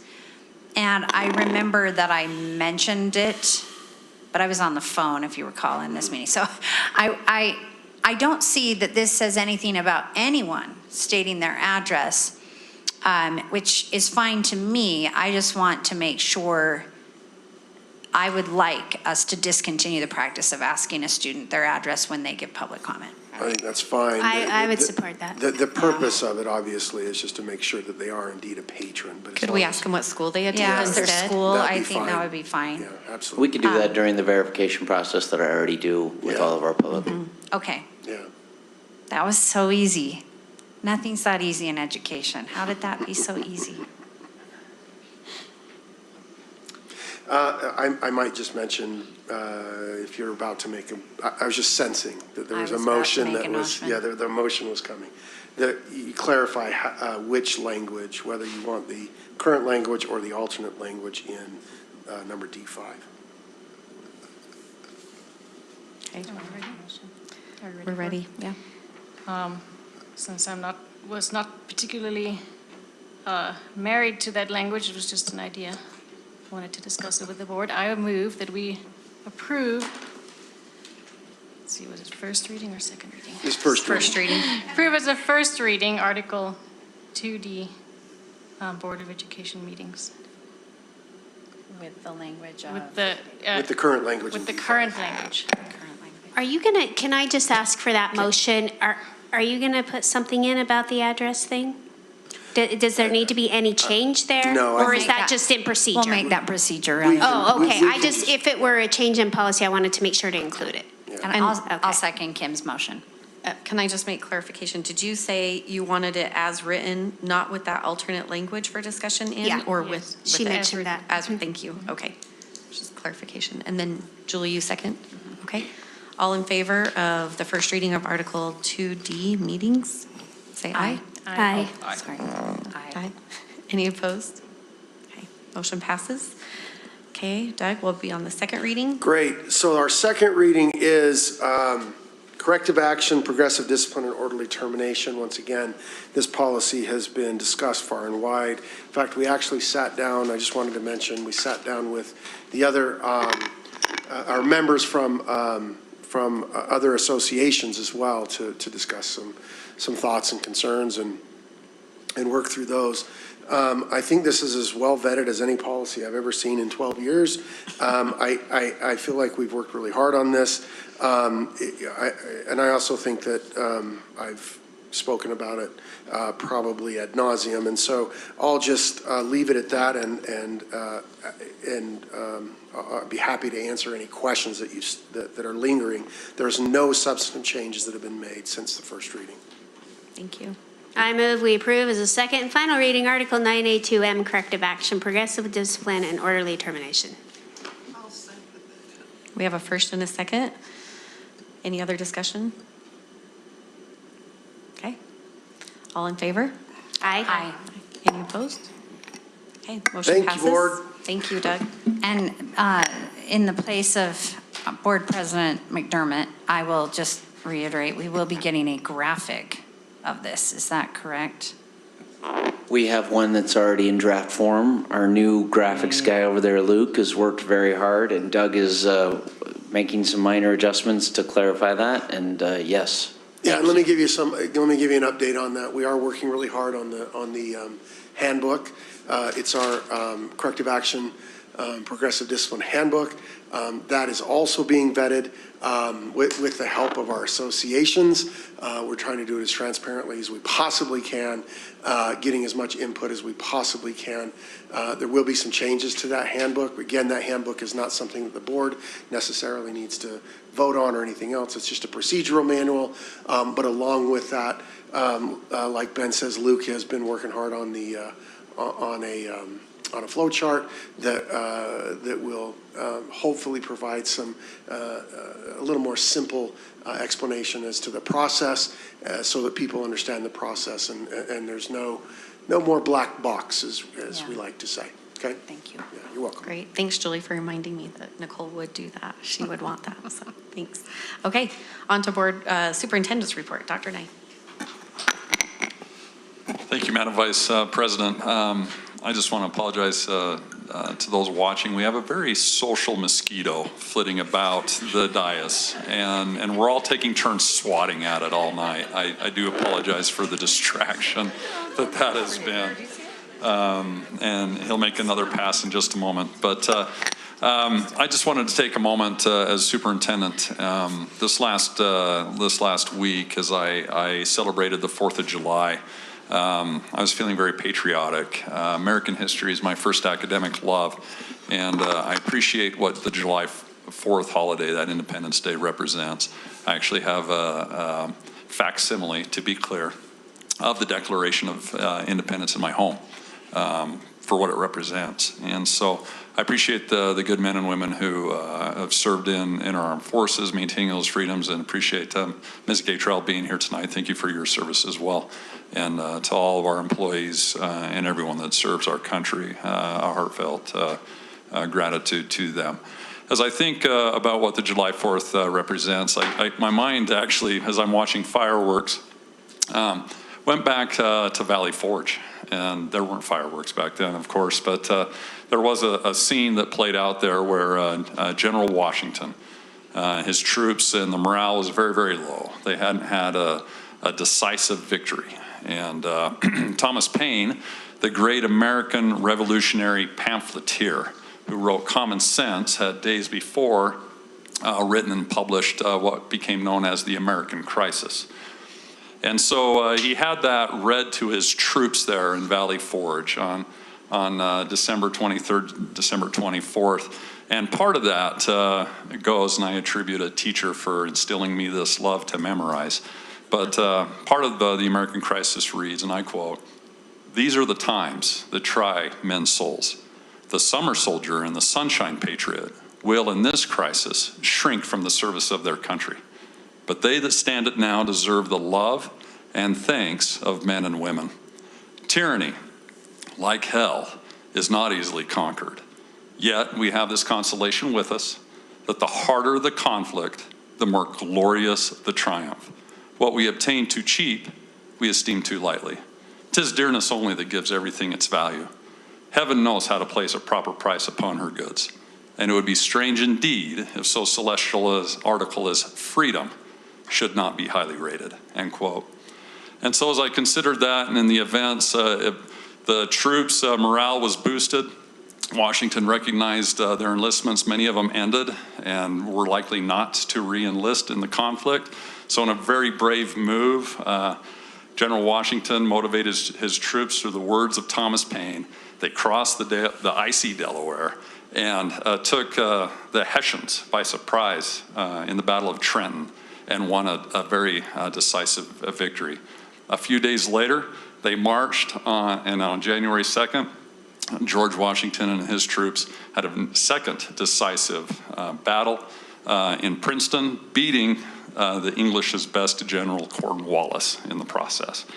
And so as I think about how history has played out and how that might have been a little bit differently, I think, what does that mean for our schools? And frankly, I'm proud of the fact that our schools, in all of our schools, every day, we recite the Pledge of Allegiance. And it should and still means something. Certainly does to me as superintendent. And so as I think about the Pledge of Allegiance, that we are one nation under God, indivisible, with liberty and justice for all, I can't help but think of what does that mean in our schools? Indivisible. while we may always have differences of opinion in our country or even with our schools within our communities, in what ways are we working to not be divided in our purpose, our collective commitments? How are we working for liberty and justice for all, for our students, for their parents, for our communities? And if there ever were a mission and vision and values that were captured in anything, they would certainly be captured in the Pledge of Allegiance. So I'm proud of the Granite School District. I'm proud of what the flag represents in our schools. I'm proud that our students recite the Pledge of Allegiance every day. And with that, Madam Vice President, I conclude my report. Thank you, Dr. Nye. All right, board members. Start with Julie. Sure. Did you get it? Did you get it, Ben? I think so. Nice job. I was clapping to the super. Did you get one? Oh, gosh. I have been spending a lot of time working on my, in my role as the USBA rep for our group. And it's been so fascinating and it's like such an honor to represent us there. So thank you for allowing me to do that. We had our JLC meeting on June 28th. And the day after that, I sent you guys basically a list of what the priorities and beliefs that we outlined that we will present to our delegate assembly in August. And I just wanted to encourage you to look through those and think through them and ask if you have any questions about them, because they are essentially, I mean, when we go vote, it will be Kim and Chris and I who will vote on whether or not to adopt these. Well, and Superintendent and I, but he's representing a different group, right? So we don't vote in the delegate assembly, but we inform, we provide information. I thought I was holding up board, paddles. Yep, you get to. The but you superintendent, didn't. not in that meeting. Oh, okay. So we can provide information when requested, things like that, but it really is at the discretion of the board is what those legislative priorities per vote, the board members' votes from across the state. So I hope that you will look at those and make sure that you don't have, put your mind to it, because the more all of our minds are on it, the better this ends up, right? But the real, one of the main kind of things that we want to negotiate on is there's discussion about moving us up from number 49 or 50 funded in the nation to somewhere in the middle. And there's been a discussion about talking about being 35th by 2035. So when we discuss the earmark and whether or not education will, or the JLC will support it, the discussion has been, maybe that's one of the things that we want to really push is 35th by 35. So that's the end of my report. Thanks, Julie. Kim? Thank you. The summer's definitely been slower than the earlier months of the year. But, we continue to have our monthly law and policy meetings. We have some important conversations there. So that is ongoing. And I really just want to say I appreciate your comments, Superintendent. As a proud immigrant to this country myself, I don't think that I ever really understood what patriotism meant until I lived here. I don't think I ever understood what freedom truly meant until I lived here and studied our Constitution. And so I really appreciate that you share those values and that love for that blessing that we truly have in this country. And so just wanted to say I appreciate that. But with that, there was not a whole lot this month for me, and I'll leave my comments there. Thanks, Kim. Okay. And Connie has no comments? Okay. Karen. I don't either. I just want to say to our employees who are still working in the summer, we love you. And the employees who are on the contract that they're not at work right now, I hope you're kicking your feet up and kind of just taking care of yourself, refilling your cup a little bit, and getting excited, enjoying the rest of your summer at the same time getting excited for the next school year. So I just love all of our employees. I know in the salary schedules, I was like, we have so many different contracts. There's 12-month contracts, there's 9-month contract, there's 10.5, there's probably like 11.1, I don't know. But I just appreciate whether you're having your summer break or if you're on the clock. I love you. I hope you're having a good summer. Thanks, Karen. Clark. I enjoyed the chance to be with all of you in our board retreat a couple of weeks ago. I thought it was time well spent for us as board members to reflect a little bit on our roles and on our goals and our mission as a board for this school district. So thank you for your time and efforts in that regard, all of you.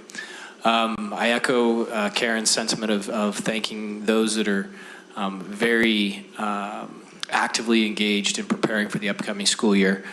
Despite it being summer, I feel like I am constantly seeing a lot of action taking place, particularly by administrators that are preparing for the arrival of students, which is coming faster and faster by the day. So despite many patrons that come up and slap me on the back and say how great it is to be off for the summer, there are many who are not off for the summer, and we appreciate all of your hard work. Thanks. Thanks, Clark. I don't have much to report either. It's been a busy summer so far, so I'm looking forward to getting back into the routine of school pretty soon, but hopefully still can enjoy some summer. Thank you, board, for supporting me today's meeting. This was a first for me, so keeping me on track. Thank you. And thank you. This is different to be here. I have a new respect for Karen and Nicole of what they do each month in this meeting. It's a little bit different, but thank you for your support. And thank you, Dr. Nye, for all your support, your hard work in the summer. I know the people in this building are still hardworking year-round, and I appreciate the efforts. And with that, that's my board report. And do we have Move to adjourn. All in favor? Aye. Thank you. Thank you.